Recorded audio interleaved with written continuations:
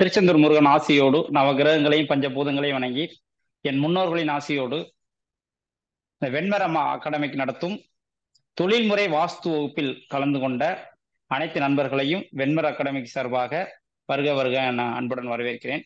இந்த அற்புதமான ஒரு வாய்ப்பு, இந்த இடத்துல தொழில்முறை வாஸ்து வகுப்பு இந்த பிரபஞ்சத்தின் ஆசையோடு நவகிரகங்களின் மற்றும் பஞ்சபூதங்களின் துணையோடு இந்த அற்புதமான வாய்ப்பை ஏற்படுத்தி கொடுத்த வெண்மர அகாடமிக்கும் அந்த வெண்மர அகாடமிக்கின் நிறுவன தலைவர் ஐயா அசோகன் அவர்களுக்கும் இந்த நேரத்தில் நன்றியை தெரிவித்து, நம்ம இந்த தொழில்முறை வாஸ்து வகுப்பு அப்படின்னு ஒரு அற்புதமான ஒரு வகுப்பை இன்னைக்கு நம்ம தொடங்க இருக்கிறோம். அதாவது இந்த காலத்துல வாஸ்து அப்படின்னு ஒரு விஷயம் இல்லாமல் எந்த ஒரு கட்டிடம் சார்ந்த துறையாக இருந்தாலும் சரி, ஒரு இடம் காலி இடமாக இருந்தாலும் சரி, ஒரு சின்ன ஒரு ஆபீஸ் போட்டாலும் சரி, ஒரு சின்னதா ஒரு மாட்டு ஷெட்டு போட்டாலும் சரி, வாஸ்து அந்த இடத்தில் 100% சரியாக இருந்தால் எடுத்த காரியம் 100% ஒரு பலனை கொடுக்கும். தவறுதலாக இருக்கும் பட்சத்தில் அதற்கான எதிர்வினையும் நம்ம சந்திக்க நேரிடும். அப்படிங்கிறதுல எந்த விதமான ஒரு மாற்று கருத்து அப்படிங்கிறது கிடையாது. அப்ப இந்த அற்புதமான இந்த வகுப்புல ஒரு வாஸ்து அப்படிங்கிறது எப்படி செயல்படுகிறது, வாஸ்துவின் தன்மைகள் என்ன அப்படின்னு ஒரு அற்புதமான விஷயத்த நம்ம இன்னைக்கு பார்க்க இருக்கிறோம். இந்த வாஸ்து ஃபர்ஸ்ட் வாஸ்துனா என்ன சார், எப்படி செயல்படுகிறது? ஜோதிடம் அப்படிங்கிறது சூரியன், சந்திரன், செவ்வாய், புதன், குரு, சுக்கிரன், சனி, ராகு, கேது என்று சொல்லக்கூடிய 9 நவ கிரகங்களின் தன்மை கொண்டு செயல்படுவது ஜோதிடம். ஆனா இந்த வாஸ்து என்பது பஞ்சபூதங்களினால் செயல்படுவது வாஸ்து. நீர், நிலம், நெருப்பு, காற்று, ஆகாயம் என்று சொல்லக்கூடிய இந்த பஞ்சபூதங்களினால் செயல்படுவது இந்த வாஸ்து. அப்ப இந்த வாஸ்து வெறும் பஞ்சபூதங்கள் அடிப்படையில் மட்டுமே செயல்படுகிறதா அப்படின்னு கேட்டீங்கன்னா, பஞ்சபூதங்கள் அடிப்படையிலும் செயல்படுகிறது, அதே போல நவ கிரகங்கள் அடிப்படையிலும் செயல்படுகிறது. அப்ப பஞ்சபூதங்கள் அடிப்படையில் எவ்வாறு இந்த வாஸ்து செயல்படுகிறது, நவ கிரகங்கள் அடிப்படையில் எவ்வாறு இந்த வாஸ்து செயல்படுகிறது, இந்த வாஸ்துவின் நவ கிரகங்களின் பங்கு என்ன, பஞ்சபூதங்களின் தன்மை அப்படிங்கிறத ஃபர்ஸ்ட் நம்ம தெரிஞ்சாதான் இந்த வாஸ்து எப்படி செயல்படுகிறது அப்படிங்கிறது தெரியும். அப்ப இந்த அற்புதமான இந்த வாஸ்து வகுப்புல, தொழில்முறை வாஸ்து வகுப்பு அப்படிங்கிறது, ஒரு இடத்துல போறோம், நம்மளோட வகுப்பு அப்படிங்கிறது ஒரு இடத்துக்கு போறோம். இடத்துக்கு போனவுடனே இந்த இடத்துல இந்த திசை பாதிக்கப்பட்டிருக்கு, அப்ப இந்த திசை பாதிக்கப்பட்டிருந்தால் கண்டிப்பாக இது போன்ற பிரச்சனைகள் இந்த வீட்டில் இருக்கும் அப்படின்னு சொல்ற அளவுக்கு ஒரு நம்மளோட வகுப்பு அப்படிங்கிறது ஒரு தெளிவான வகுப்பா இருக்கும். கடைசி வரையும் நீங்க கவனமா வகுப்புல கலந்து கொள்ளும் பொழுது அனைத்து விஷயங்களும் ஒரு அற்புதமான, மிக மிக அற்புதமான விஷயங்கள், சூட்சமமான விஷயங்கள் வகுப்பில் கலந்து கொள்ளப்படும். அதே மாதிரி என்னைய பத்தி ஒரு 2 நிமிஷம் நான் இந்த இடத்துல சொல்லணும்னு நினைக்கிறேன். என்னுடைய பேர் சதீஷ்குமார். நான் எங்க குடும்பம் அப்படிங்கிறது ஒரு ஜோதிட சார்ந்த குடும்பம். ஒரு 5வது தலைமுறை நான் ஜோதிடம் வாஸ்து துறையில இருக்கிறது. நான் 5வது தலைமுறை. எங்க என்னோட முன்னோர்கள் 3-4 தலைமுறைகளுக்கு முன்னாடியே ஒரு ஜமீன்ல வாஸ்து அப்படிங்கிறது பார்த்தவங்க, ஜோதிடம் அப்படிங்கிறது பார்த்தவங்க. என்னுடைய தாத்தா அப்படிங்கிறது வாஸ்து கிளாஸ் அப்பயே எடுத்த ஒரு 60 வருஷத்துக்கு முன்னாடி. அந்த பரம்பரையில நான் ஒரு 5வது ஜெனரேஷன் இப்போதைக்கு இந்த துறையில நம்ம தள்ளப்பட்டிருக்கோம். நம்ம ஒரு எம்டெக் படிச்சு ஒரு தனியார் துறையில வேலை பார்த்துட்டு இருக்கும் பொழுதே இதன் மேல் உள்ள ஒரு அதீத காதலால் இந்த துறைக்கு நம்ம தள்ளப்பட்டோம் அப்படிங்கிறதுல எந்த விதமான மாற்றம் கிடையாது.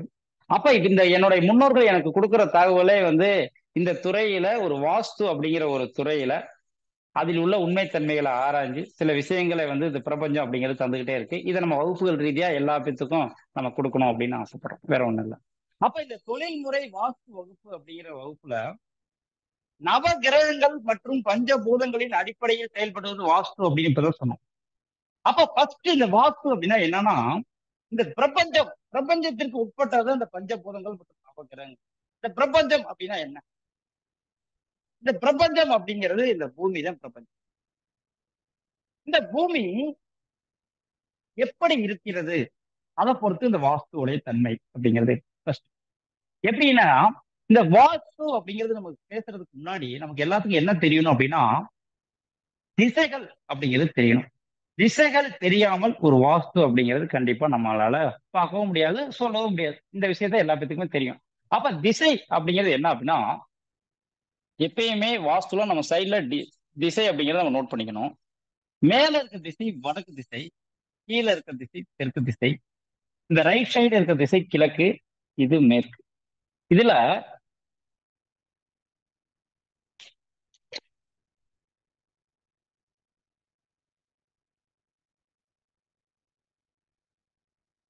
இதுல மேல இருக்க திசை வடக்கு அப்படின்னு சொன்னோம், கீழே இருக்க திசை தெற்கு அப்படின்னு சொன்னோம், இந்த வலதுபுறம் இருக்கிற திசை கிழக்கு, இந்த திசை மேற்கு. இதுல இந்த வடக்கும் கிழக்கும் சந்திக்கிற இந்த புள்ளிக்கு பேரு வடகிழக்குன்னு அர்த்தம். இந்த திசைக்கு பேரு வடகிழக்கு. அதே மாதிரி தெற்கும் கிழக்கும் சந்திக்கிற இந்த திசைக்கு பேரு தென் கிழக்கு அப்படின்னு சொல்றோம்.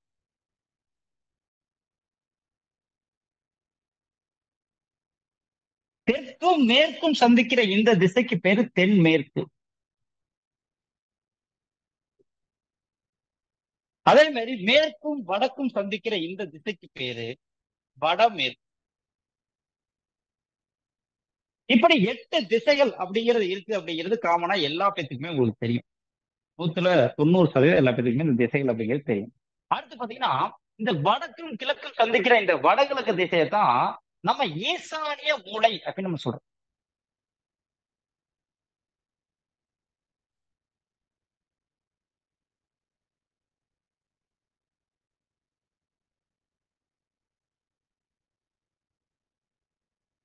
அதே மாதிரி தெற்கும் கிழக்கும் சந்திக்கிற இந்த மூலையைத்தான் நம்ம அக்னி மூலை அப்படின்னு சொல்றோம்.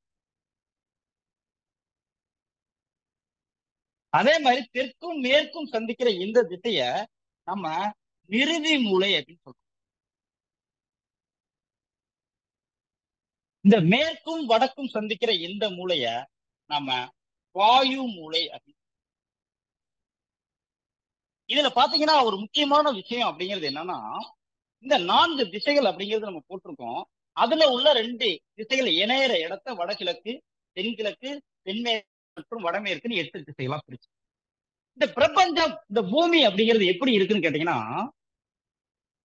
வட்ட வடிவுல இந்த வடகிழக்கு திசையை நோக்கி 23.30 டிகிரி பள்ளமாக இருக்கு. ஒன் சைடு சாஞ்சு இருக்கு. எல்லா பேருமே சயின்ஸ் அப்படிங்கிறத படிச்சிருப்பீங்க. 23.30 டிகிரி இந்த பூமி வடகிழக்கு திசையில சாஞ்சிருக்கு. அப்ப எந்த திசையில சாஞ்சிருக்கோ அந்த திசை பள்ளமாக இருக்கும் அப்படிங்கிறதுல எந்த விதமான மாற்று கருத்தும் கிடையாது. அப்ப இந்த பிரபஞ்சமே 23.30 டிகிரி இந்த இடத்துல வடகிழக்கு திசையில சாஞ்சிருக்கு. அப்ப இந்த திசைய நம்ம பள்ளம் அப்படின்னு எடுத்துக்கோம். முதல்ல சொன்னோம் பஞ்சபூதங்கள் அப்படிங்கிறது நீர், நெருப்பு, நிலம், காற்று, ஆகாயம் அப்படின்னு சொல்லக்கூடிய இந்த 5 விஷயங்களை தான் நம்ம பஞ்சபூதங்கள் அப்படின்னு சொல்றோம். இந்த பஞ்சபூதங்கள்ல நீருடைய தன்மை அப்படிங்கிறது என்னன்னு கேட்டீங்கன்னா, மேட்டில் இருந்து பள்ளத்தை நோக்கி பாய்ந்தோடும். இந்த பஞ்சபூதங்கள்ல நீருடைய தன்மை அப்படிங்கிறது மேட்டில் இருந்து பள்ளத்தை நோக்கி பாய்ந்தோடும். அப்ப இந்த பிரபஞ்ச நீதிப்படி இந்த இயற்கைக்கு உட்பட்டு இந்த பஞ்சபூதத்துல இந்த வடகிழக்கு மூலை பள்ளம் அப்படின்னு சொல்றோம். அப்ப வடகிழக்கு மூலை பள்ளம்னா அந்த வடகிழக்கு மூலையை நோக்கி நீரானது பாய்ந்து ஓடும். பஞ்சபூதங்கள்ல நீர் மட்டும் மேட்டிலிருந்து பள்ளத்தை நோக்கி பாய்ந்து ஓடக்கூடிய தன்மை. அப்ப எந்த இடத்தில் ஒரு நீரானது பாய்ந்து ஓடுகிறதோ அந்த இடத்தில் நீர் வளம் அதிகமாக இருக்கும். நீர் பாய்ந்து ஓடுற இடத்துல நீர் வளம் அதிகமாக இருக்கும். எந்த இடத்துல நீர் இருக்கோ அந்த இடத்துல நீர் வளம் இருக்கும் அப்படிங்கிறது எல்லாத்துக்கும் தெரியும். அப்ப மேட்டிலிருந்து பள்ளத்தை நோக்கி இந்த நீரானது பாய்ந்து ஓடும் பொழுது அந்த பள்ளத்தில் அந்த திசையில் நீர் வளம் அதிகமாக இருக்கும். அப்ப நீர் வளம் அதிகமாக உள்ள இடத்தில் நீர் சம்பந்தப்பட்ட போரோ, கிணறோ, தண்ணித்தொட்டியோ இது சார்ந்த நீர் சம்பந்தப்பட்ட விஷயங்களை வைப்பதன் மூலம் நம்ம வாழ்க்கையில ஜெயிக்கிறோம். வேற ஒண்ணும் இல்ல, எங்க பணம் இருக்கோ அங்க போய் கடன் கேட்கிறோம். பணம் இல்லாத இடத்துல கடன் கேட்டா எப்படி நமக்கு கிடைக்கும்? பணம் எங்க இருக்கோ அங்கதான் கடன் கேட்கணும். அப்ப நீர் எங்க இருக்கோ அங்கதான் நீர் சம்பந்தப்பட்ட விஷயங்களும் இருக்கு. அப்ப நீர் அப்படிங்கிற பஞ்சபூதங்கள் 5 விஷயத்துல நீர், நெருப்பு, நிலம், காற்று, ஆகாயம் என்று சொல்லக்கூடிய 5 விஷயங்கள்ல இந்த நீர் தத்துவம் அப்படின்னு எடுத்துக்கிட்டீங்கன்னாவே இந்த இந்த 4 திசைகள்ல நீர் தத்துவத்துக்குரிய திசையே இந்த வடகிழக்கு மூலை, ஈசானிய மூலை.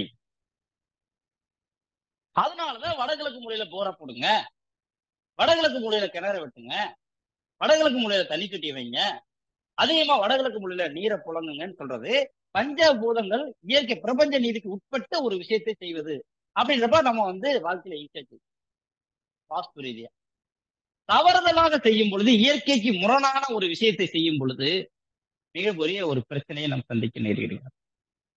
அப்ப இந்த வடகிழக்கு மூலை அப்படிங்கிறது இந்த பஞ்சபூதங்கள்ல நீருக்குரிய இடம் அப்படின்னு சொல்றோம்.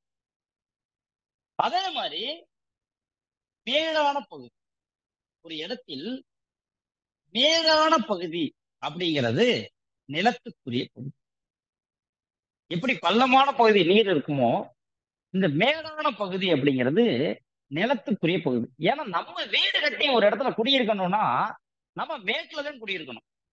நம்ம போய் பள்ளத்துல குடியிருந்தா என்ன ஆகும்? வீடு பூரா தண்ணியில பூரா வீடு, தண்ணிக்குள்ளதான் வீடு இருக்கும். தண்ணிக்குள்ளதான் வீடு இருக்கிறதா? வீடு அப்படிங்கிறது எப்பவுமே மேடான பகுதியில இருக்கணும். அப்ப அந்த வீடு எங்க கட்டணும்? நிலத்தத்துவத்துக்குரிய பகுதியில் கட்டணும். அப்போ ஒரு திசை பள்ளமாக இருந்தால் அதற்கு நேர் எதிரான திசை மேடாக இருக்கும். வேற எதுவுமே கிடையாது. ஒரு சிம்பிளான கான்செப்ட். தண்ணி எங்க இருந்து போகும்? ஒரு திசையில இப்படி தண்ணி ஊத்துது அப்படின்னா இந்த சைடு பள்ளமாக இருக்குன்னா சரி மேடா தான் இருக்கும். அப்போ ஒரு திசை பள்ளமாக இருந்தால் அதற்கு நேர் எதிரான திசை மேடாக இருக்கும். அப்ப வடகிழக்கு மூலை அப்படின்னு சொல்லக்கூடிய இந்த ஈசானிய மூலை பள்ளம் என்றால் அதற்கு நேர் எதிரான தென்மேற்கு மூலை அப்படிங்கிற மூலை நிருதி மூலை. தென்மேற்கு மூலைக்கு பேரு நிருதி மூலை. அந்த நிருதி மூலை மேடான பகுதி அப்படின்னு அர்த்தம். மேட்டு பகுதி அப்படின்னு அர்த்தம். அப்ப அந்த மேட்டு பகுதியில தான் வீடு கட்டி குடியிருக்கும். அப்ப அந்த நில தத்துவம், அதாவது பஞ்சபூதங்கள்ல நீர் தத்துவம் வடகிழக்கு மூலைனா அதற்கு நேர் எதிரான பகுதி நிலத்தத்துவத்துக்குரிய பகுதி. அப்ப நம்ம இத நிலத்தத்துவத்துக்குரிய பகுதி அப்படின்னு எழுதிக்கிறோம். அதனாலதான் வீடு கட்டினா தென்மேற்கு மூலையில போய் வீடு கட்டுங்க, ஒரு வீட்லயும் தென்மேற்கு மூலையில போய் வீடு கட்டுங்கிறது காரணம் என்ன? தென்மேற்கு மூலை அப்படிங்கிற மூலை நிலத்தத்துவத்துக்குரிய இடம். அப்ப நிலத்தத்துவத்தில் தான் ஒரு கட்டடம் அப்படிங்கிறது கட்டணும். வடகிழக்கு மூலையில நீர் தத்துவத்துக்குரிய இடம். அடுத்த ஒரு விஷயம், எப்படி இந்த நீருக்கும் இந்த நிலத்திற்கும் ஒரு சம்பந்தம் அப்படிங்கிறது உண்டோ, அதே மாதிரி இந்த பஞ்சபூதங்கள்ல நெருப்புக்கும் காற்றுக்கும் ஒரு சம்பந்தம், நெருப்புக்கும் காற்றுக்கும் ஒரு சம்பந்தம் உண்டு. எங்க நெருப்பு இருக்கோ அதுக்கு ஆப்போசிட் திசையில இருந்து காற்று அப்படிங்கிறது வந்தாதான் அந்த இடத்துல நெருப்பு அப்படிங்கிறது எரியும். அப்ப இந்த காற்று அப்படிங்கிற ஒரு இடம் அப்படிங்கிறது எதுன்னு கேட்டீங்கன்னா, இந்த 4 திசைகள்ல காற்றுக்குரிய இடமே இந்த வடமேற்கு மூலை அப்படின்னு சொல்லக்கூடிய வாயு மூலை தான் அந்த காற்றுக்குரிய இடம்.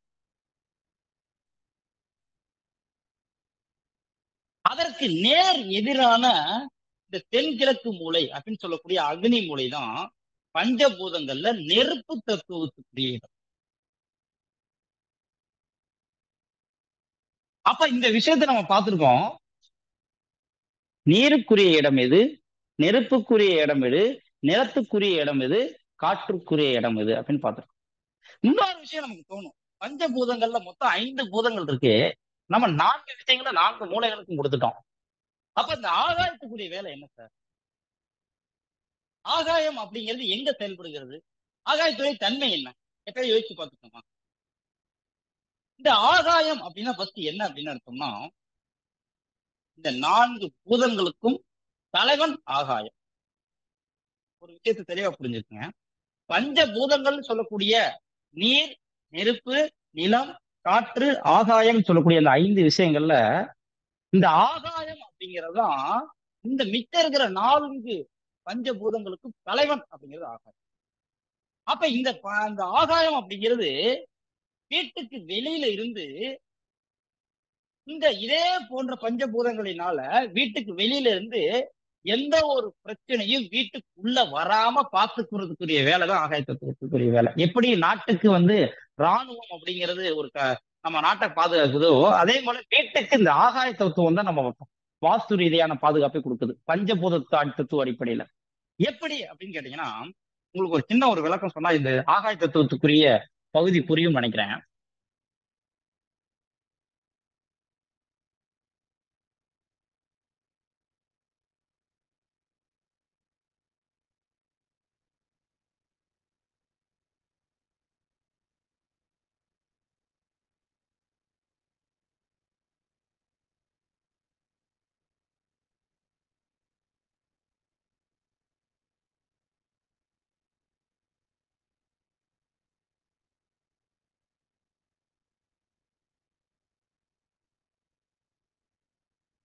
மேல இருக்க திசை வடக்கு திசை, கீழே இருக்க திசை தெற்கு திசைன்னு முதல்ல சொல்லிட்டோம்.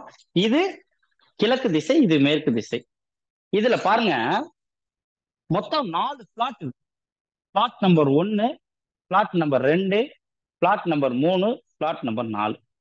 இப்படி மொத்தம் 4 பிளாட் இருக்கு. நல்லா பாருங்க, 4 பிளாட் இருக்கு. இதுல இந்த ஆகாயம் தத்துவம் அப்படிங்கிறது எங்கன வேலை செய்யும்னு பாத்தீங்கன்னா, ஒரு சிம்பிளா ஒரு விஷயத்தை சொல்லிட்டு அடுத்து இதுக்குள்ள போகும். இந்த ஆகாய தத்துவத்துக்குரிய வேலை அப்படிங்கிறது என்னன்னு கேட்டீங்கன்னா, எக்ஸாம்பிள் ஒரு வீடு இருக்குன்னு வச்சுக்கோங்க, சும்மா சொல்றேன், அதுக்கப்புறம் இந்த சப்ஜெக்டுக்குள்ள உள்ள போலாம். இது ஒரு வீடுன்னு வச்சுக்கோங்க, நம்மளுடைய பிளாட். அந்த பிளாட்டுக்குள்ள இது நம்ம கட்டியிருக்க வீடு. அப்ப இது காம்பவுண்ட் வால், வீட்டுடைய காம்பவுண்ட் வால். இது வீட்டுடைய காம்பவுண்ட் வால், நடுவுல இருக்கிறது வீடு. இந்த ஆகாய தத்துவத்துக்குரிய வேலை என்ன? இது நீர் தத்துவத்துக்குரிய இடம், இது நெருப்பு தத்துவத்துக்குரிய இடம், இது நில தத்துவத்துக்குரிய இடம், இது காற்று தத்துவத்துக்குரிய இடம். இந்த ஆகாய தத்துவம் அப்படிங்கிறது என்னன்னா, இந்த வீட்டிற்கும் காம்பவுண்ட் வாலிற்கும் இடைப்பட்ட பகுதியில் உள்ளதுதான் ஆகாய தத்துவம். சுத்தி வர வீட்டிற்கும் இந்த காம்பவுண்ட் வாலிற்கும் இடைப்பட்ட பகுதியில் செயல்படுவதுதான் இந்த ஆகாய தத்துவம், சுத்தி வர. அப்ப எந்த வீட்டுல காம்பவுண்ட் வால் இல்லையோ ஒண்ணு, அதே மாதிரி எந்த வீட்டுல இந்த வீட்டை சுத்தி வர்றதுக்கு கேப் இல்லையோ, காம்பவுண்ட் வால் அப்படிங்கிறது இல்லாட்டியும் சரி, இல்லது காம்பவுண்ட் வால் ஒரு சைடு போய் காம்பவுண்ட் வாலோட சேர்த்து வீட்டை கட்டிடுறது, இல்ல அடுத்தவங்க வீட்டோட சேர்த்து கட்டிடுறது, சுத்தி வர்ற அளவுக்கு கேப் இல்லைன்னா அந்த வீட்டுல ஆகாய தத்துவம் அப்படிங்கிறது வேலை செய்யாது. அப்ப அந்த ஆகாய தத்துவம் வேலை செய்யாட்டி என்ன அப்படிங்கிற விஷயத்த இப்ப நம்ம பார்க்க போறோம். இப்ப இந்த இடத்துல வாய்ஸ் கொஞ்சம் பிரேக் ஆகுதுங்களா?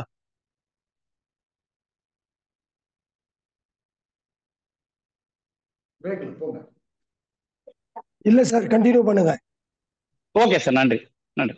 இல்ல ஒருத்தவங்க மெசேஜ் பண்ணியிருந்தாங்களா, அதனால கேட்டேன். இப்ப என்ன அப்படின்னா, இந்த வீட்டிற்கும் ஆகாய இந்த காம்பவுண்ட் வாலிற்கும் இடைப்பட்ட பகுதியில தான் இந்த ஆகாய தத்துவம் அப்படிங்கிறது வேலை செய்யுது அப்படிங்கறது இப்ப நம்ம சொன்னோம். இப்ப இது எப்படி எந்த பிரச்சனையில இருந்து நம்மளை பாதுகாக்குது அப்படின்னு கேட்டீங்கன்னா,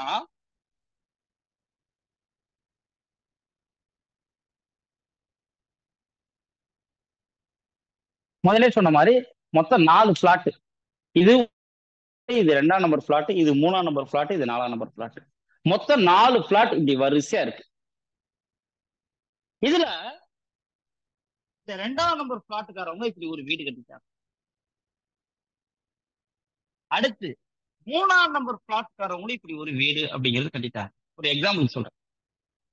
1ஆம் நம்பர் பிளாட்டுக்காரவங்களும் அவங்களோட இடத்துல இப்படி ஒரு வீடு கட்டிட்டாங்க. இப்படி எல்லா பேருமே அவங்கவுங்க இடத்துல ஒரு வீடு அப்படிங்கிறது கட்டிட்டாங்க.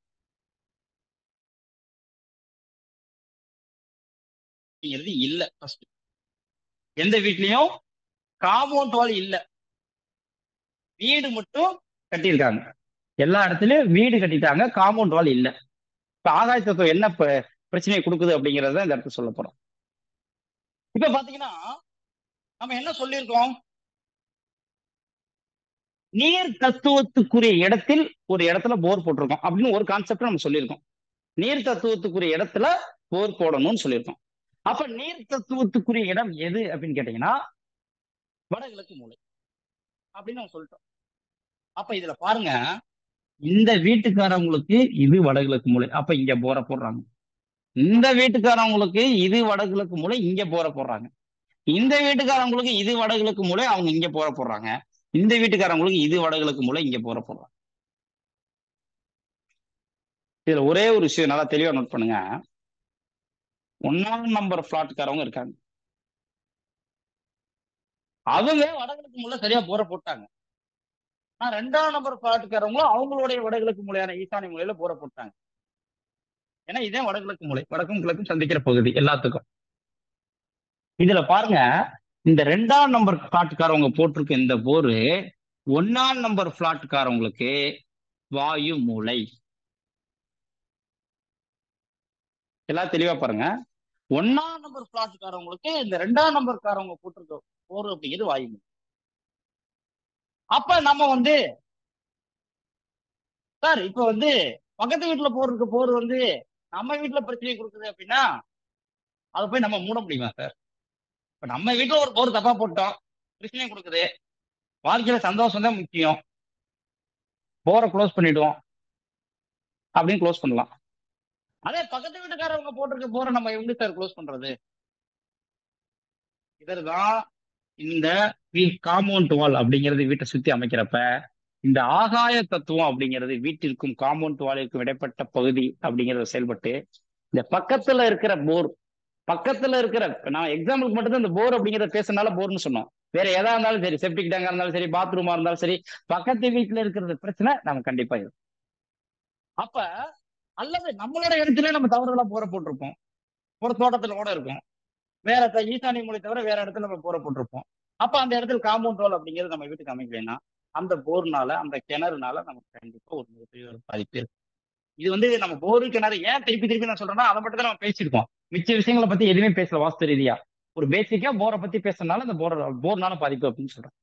அப்ப இந்த ஆகாய தத்துவம் எந்தெந்த வீட்டுல எல்லாம் காம்பவுண்ட் வால் அப்படிங்கிறது இல்லையோ அந்தந்த வீட்டுல கண்டிப்பா இது மாதிரியான பாதிப்புகள், பக்கத்து இடத்தில் இருக்கிற பாதிப்புகள் நம்ம கண்டிப்பா வரும்.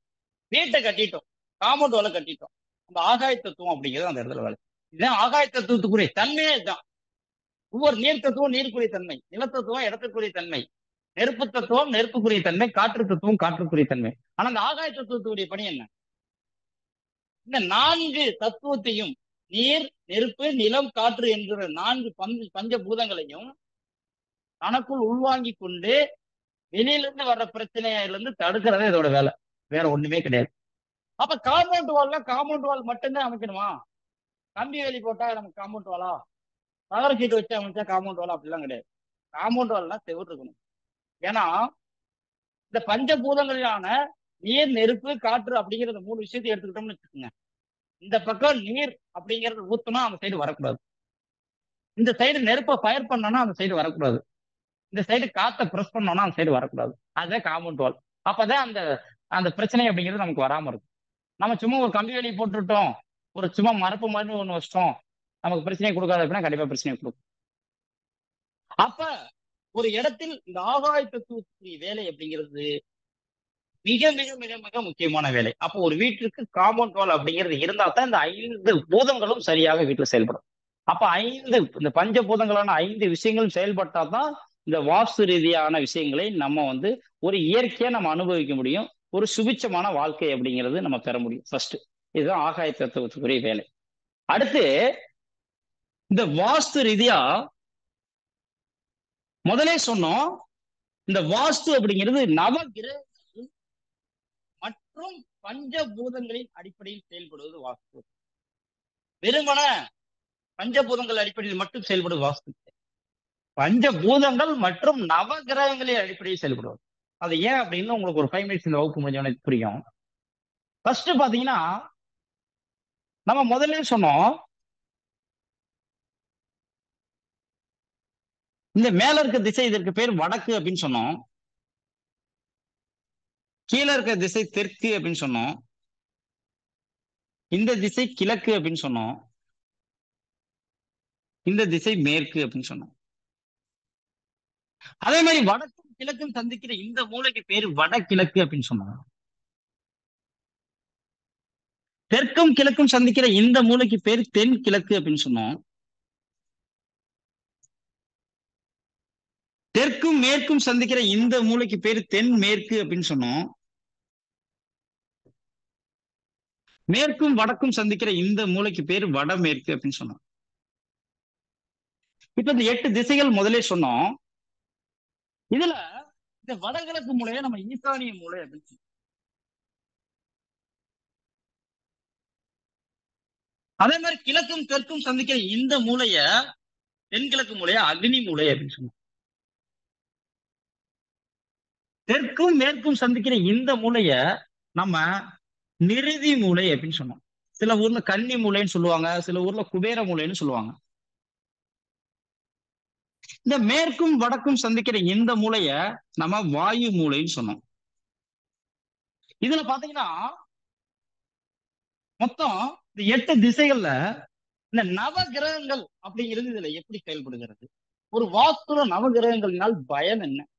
ஜோதிடத்துல நவகிரகங்களை புதனை பார்க்கணும், கல்வி நல்லா வருதுன்னு சொல்றோம். குரு கெட்டு இருக்கு, குழந்தை தாமதமாகலாம்னு சொல்றோம். ஒவ்வொரு விஷயங்களையும் பார்த்து ஒரு விஷயங்கள் சொல்றோம். இடத்துல என்ன சார் நவகிரகங்கள் வச்சு நம்ம சொல்ல போறோம் அப்படின்னு கேட்டீங்கன்னா, இந்த வடக்கு திசை அப்படிங்கிற திசை நவ கிரகத்துல குரு பகவானின் ஆதிக்கம் நிறைந்த குரு பகவானுடைய திசை தான் இந்த வடக்கு திசை.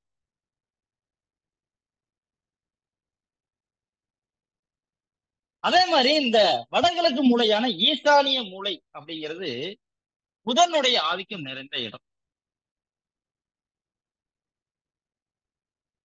இந்த கிழக்கு திசை அப்படிங்கிற திசை சுக்கிரனின் ஆதிக்கம் நிறைந்த இடம்.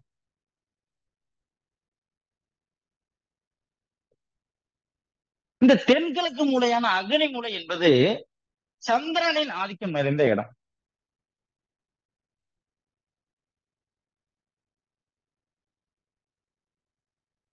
அதே போல இந்த தெற்கு திசை அப்படிங்கிறது செவ்வாயின் ஆதிக்கம் நிறைந்த இடம். இந்த தென்மேற்கு மூலை, இந்த நிறுதி மூலை என்பது ராகு பகவானின் ஆதிக்கம் நிறைந்த இடம். மேற்கு திசை அப்படிங்கிறது சனி பகவானின் ஆதிக்கம் நிறைந்த இடம். அதே மாதிரி இந்த வடமேற்கு மூலை, இந்த வாயு மூலை அப்படிங்கிறது கேது பகவானின் ஆதிக்கம் நிறைந்த இடம். இந்த மத்திய ஸ்தானம் சொல்லக்கூடிய இந்த ஒரு இடத்துடைய மையப்புள்ளி சூரியனின் ஆதிக்கம் நிறைந்த இடம். அப்ப இதுல பாருங்க, 9 நவ கிரகங்கள் அப்படிங்கிறது இந்த இடத்துல எழுது. இந்த நவகிரக கோயில்களுக்கு எல்லா பேருமே போயிருக்கு. நவகிரக கோயில்களுக்கு அனைவரும் போயிருக்கீங்க. அந்த நவகிரக கோயில்கள்ல நம்ம இப்ப என்னென்ன திசைகள் எங்க எங்க நம்ம எழுதியிருக்கோமோ இதே போலதான் அங்க இருக்கிற நவகிரகங்கள். கிழக்கு திசையா சுக்கிரன் இருப்பார், மேற்கு திசையா சனி பகவான் இருப்பார், தெற்கு திசையா அங்க செவ்வாய் இருப்பார், வடக்கு திசையா குரு பகவான் இருப்பார், வடமேற்கு திசையா அங்க கேது இருப்பாரு, தென்மேற்கு திசை ராகு இருப்பாரு, வடகிழக்கு திசையில புதன் இருப்பாரு, தென்கிழக்கு திசையில சந்திரன் இருப்பாரு, மையத்துல சூரியன் இருப்பாரு. இதே போலதான் இருக்கும். இந்த போய் நவகிரக கோயில்ல எந்த நவகிரக கோயில்ல இது மாதிரி இருக்கும். அப்ப இந்த நவகிரக கோயில்கள்ல இந்த திசை அப்படிங்கிறது என் முன்னோர்களோ இல்ல இந்த வாஸ்து ரீதியா வந்த இப்ப சில நூற்றாண்டுக்கு முன்னாடி வந்தவங்களோ கண்டுபிடிச்சது கிடையாது. பல நூறு ஆண்டுகளுக்கு முன்பு ஒவ்வொரு திசைகளுக்கும் இவர்தான் பிரதான தெய்வம் அப்படின்னு இந்த நவகிரக கோயில்கள் அமைக்கும். அது போன்றுதான் இந்த வாஸ்து ரீதியா ஒரு திசைகளிலும் ஒரு தெய்வம் அப்படிங்கிறது இருந்துச்சு. சரி, இதனால நமக்கு வாஸ்துல என்ன சார் பயன்? அது தெய்வம் இருக்கு, அதனால என்ன பிரச்சனை? அந்த கிரகம் இருந்தா என்ன பிரச்சனை? இப்ப கொஞ்ச நேரத்துக்கு முன்னாடி ஒரு முக்கியமான ஒரு விஷயம் சொன்னேன் சார். ஒரு இடத்துல வந்து பிளாட் 1ஆம் நம்பர்காரவங்க ஈசானிய மூலையில போர் போட்டிருக்காங்கன்னா, பிளாட் 2ஆம் நம்பர்காரவங்க போட்டிருக்கிறது ஈசானிய மூலையில போர் போட்டிருக்காங்க. ஆனா அது 1ஆம் நம்பர் பிளாட்காரவங்களுக்கு வாயு மூலைன்னு சொன்னோம். ஒண்ணு. அப்ப என்ன அர்த்தம்? அந்த இடத்தில் வாயு மூலை பாதிக்கப்பட்டிருக்கிறது அப்படின்னு அர்த்தம். அதுதான் ஒண்ணு, வேற ஒண்ணும் கிடையாது. அந்த இடத்துல வாயு மூலை பாதிக்கப்பட்டிருக்குன்னு அர்த்தம். அதான் கான்செப்ட். 2 நண்பர்கள் வீடு வாங்குறாங்க, ஒரே மாதிரி பக்கத்துல பக்கத்துல 2 வீடு. ஒருவேளை அந்த 2 வீட்லயும் ஒரு பாத்ரூம் தப்பா கட்டிட்டாங்க. எக்ஸாம்பிள், பாத்ரூம் வடக்கு திசையில கட்டியிருக்காங்க. ஒருவேளை ஒரு எக்ஸாம்பிளுக்காக, ஒரு புரிதலுக்காக சொல்றேன், வடக்கு திசையில பாத்ரூம் வரக்கூடாதுன்னு ஒரு எக்ஸாம்பிளுக்காக சொல்றேன். 2ஆம் நம்பர் வீட்டுக்கார நண்பரும் அதே வீடுதான், 2 பேரும் ஒரே வீடு பக்கத்துல பக்கத்துல வாங்கியிருக்காங்க. இந்த வீட்டுக்காரவங்களும் இந்த வீட்லயும் வடக்கு திசையில பாத்ரூம் அப்படின்னு இருக்கு, அந்த வீட்டுக்காரவங்களுக்கும் வடக்கு திசையில பாதிப்பு பாத்ரூம் அப்படின்னு இருக்கு. இதுல என்ன அப்படின்னா, இந்த நண்பரோடுக்கு எந்த ஒரு பிரச்சனையும் இல்லை. வீடு வாங்கினது ஓஹோன்னு எப்பயும் போல இருந்துகிட்டே இருக்காரு. வளர்ச்சி மென்மேலும் வளர்ச்சி அடைஞ்சிட்டே இருக்கு. ஆனா இன்னொருத்தர் இருக்காரு பாத்தீங்களா, அவருக்கு எப்ப வீடு வாங்கலாமோ அப்ப இருந்து மிகப்பெரிய ஒரு பாதிப்பு வந்துகிட்டே இருக்கு சார். ஏதாவது ஒரு பிரச்சனை வந்துகிட்டே இருக்கு. சரி, இப்ப என்ன வீடு வாங்கினதுல இருந்து நமக்கு இப்படி ஒரு பிரச்சனையா வருது. யாராவது ஒரு வாஸ்து நிபுணரை கூட்டிட்டு வந்து எப்படி இருக்கு, எதனால இந்த பிரச்சனைன்னு பார்க்கலாம் அப்படின்னு பார்த்தா, அவர் வேகமா வர்றாரு. வந்து எல்லாத்தையும் பாக்குறாரு. எல்லாமே கரெக்டா இருக்கு சார். இந்த பாத்ரூம் மட்டும் தப்பா இருக்கு. இந்த பாத்ரூம் இடிச்சிருங்க, எல்லாம் சரியாயிடும் அப்படின்னு சொல்லிட்டு போயிடுறாரு. இவர் என்ன பண்றாரு, சரி இன்னொருத்தவங்க யாரையும் ஒருத்தவங்களை கூட்டிட்டு வந்து காட்டலாம்னு சொல்றாரு, பாக்குறாரு. அப்ப இன்னொருத்தரும் வர்றாரு. வந்து பார்த்துட்டு, சார் எல்லாமே சரியா இருக்கு சார், இந்த பாத்ரூமை மட்டும் இடிச்சிருங்க அப்படின்ட்டு. இவருக்கு ஒரே குழப்பம். சார் நம்ம நண்பரும் ரெண்டு பேரும் ஒரே மாதிரி வீடு வாங்குறோம், அந்த பாத்ரூமும் அவருக்கும் தப்பாத்தே இருக்கு. அப்ப அவருக்கு எந்த பிரச்சனையும் வரல, நமக்கு மட்டும் அந்த பிரச்சனை வருது. எல்லா பேருக்கும் இது மாதிரி ஒரு சந்தேகம் இருக்கு. வீட்டுல அவரு அதை பண்ணியிருப்பாரு, அவருக்கு எந்த ஒரு பிரச்சனையும் இருக்காது. அதே மாதிரி இவரு பண்ணியிருப்பாரு, இவருக்கு. அந்த இடத்தில் தான் இந்த நவ கிரகம் அப்படின்னு சொல்லக்கூடிய இந்த ஜோதிடம் வேலை செய்யும். வேற எதுவும் கிடையாது. ஜோதிடம் தனி, வாஸ்து தனி அப்படிங்கிறது கிடையாது. ரெண்டும் அதாவது வேலையை சரியாக செய்யும். இந்த இடத்துல பாருங்க, இந்த வடக்கு திசை அப்படின்னு சொல்லக்கூடிய திசை குரு பகவானுடைய திசை. அப்போ ஒருவருடைய ஜாதகத்தில் குரு பகவான் நன்றாக இருந்து பின்ன என்ன அர்த்தம், உச்ச பலன் பெற்று வலிமையாக ஜோதிடத்துல இருக்கு. அப்ப அந்த குரு பகவானுடைய திசையான வடக்கு திசையில் நாம் ஒரு தவறு செய்யும் பொழுது நமக்கு அது எந்த ஒரு பாதிப்பையும் கொடுக்காது. ஏன்னா வடக்கு திசையுடைய அதிபதி பலமா இருக்காரு. அப்ப நமக்கு அது ஒரு பிரச்சனை கொடுக்கல. இதுவே இந்த நவ கிரகங்கள் 9 கிரகங்களுடைய திசையில் ஏதோ ஒரு திசையில நம்ம வாஸ்து ரீதியாக தவறு செய்யும் பட்சத்தில் அந்த திசையுடைய நவகிரக அதிபதி நம்மளுடைய ஜாதகத்தில் கெட்டு இருந்தால் நமக்கு ஒரு மிகப்பெரிய ஒரு பிரச்சனை அதனால இருக்கு. வாஸ்து ரீதியாக சரியாக இருந்து நம்ம ஜோதிடத்துல அந்த கிரகம் கெட்டு இருந்தாலும் நமக்கு பிரச்சனை இல்லை. ஏன்னா அந்த கிரகத்தை நம்ம எதுவுமே டச் பண்ணல. ஆனா இந்த இடத்துல பாருங்க, வாஸ்து ரீதியா தவறு செய்யறோம் அந்த திசையோட இடத்துல, அந்த கிரகத்தோட திசையில. ஆனா ஜோதிட ரீதியா அந்த கிரகம் அங்க வலிமையா இருக்கு. அப்படி வலிமையாக இருக்கும் பொழுது நமக்கு எந்த ஒரு பிரச்சனையும் இல்லை. ஆனா வாஸ்து ரீதியா இங்க தவறு செஞ்சு ஜோதிடத்திலும் அந்த கிரகம் அப்படிங்கிறது கெட்டு போயிருந்தா நமக்கு ஒரு மிகப்பெரிய ஒரு பாதிப்பு அப்படிங்கிறது கண்டிப்பா. அதுவும் குறிப்பாக அந்த கிரகத்துடைய தசா புத்தி அப்படிங்கிறது நடக்கிறப்ப அந்த வீட்டுல மிகப்பெரிய ஒரு பிரச்சனை அப்படிங்கிறது கண்டிப்பா இருக்கும். அந்த வீட்டுல வசிக்க முடியாத சூழ்நிலை கூட உருவாகலாம். அந்த அளவுக்கு பாதிப்பு கொடுக்கும். இதுதான் ஒரு வீட்டுல ஒரே மாதிரி ரெண்டு வீடு கட்டி இந்த வீட்டுக்காரங்களுக்கு பிரச்சனை கொடுக்கல, நமக்கு பிரச்சனை கொடுக்குது அப்படின்னாவே இதுதான் விஷயம். இந்த இடத்துலதான் அந்த நவ கிரகங்கள் அப்படிங்கிறது வேலை செய்யுது. அடுத்து பாத்தீங்கன்னா, ஒரு வீட்டுல ஒரு இடத்துடைய மையம் அப்படிங்கிறது சூரியன் அப்படின்னு சொல்லுவோம். ஒரு வீட்டு இடத்துடைய ஒரு வீடு அப்படின்னு இருக்கு அப்படின்னா அந்த வீட்டுடைய மையத்திற்கு பெயர் அப்படின்னு என்னன்னா பிரம்மஸ்தானம்னு அர்த்தம்.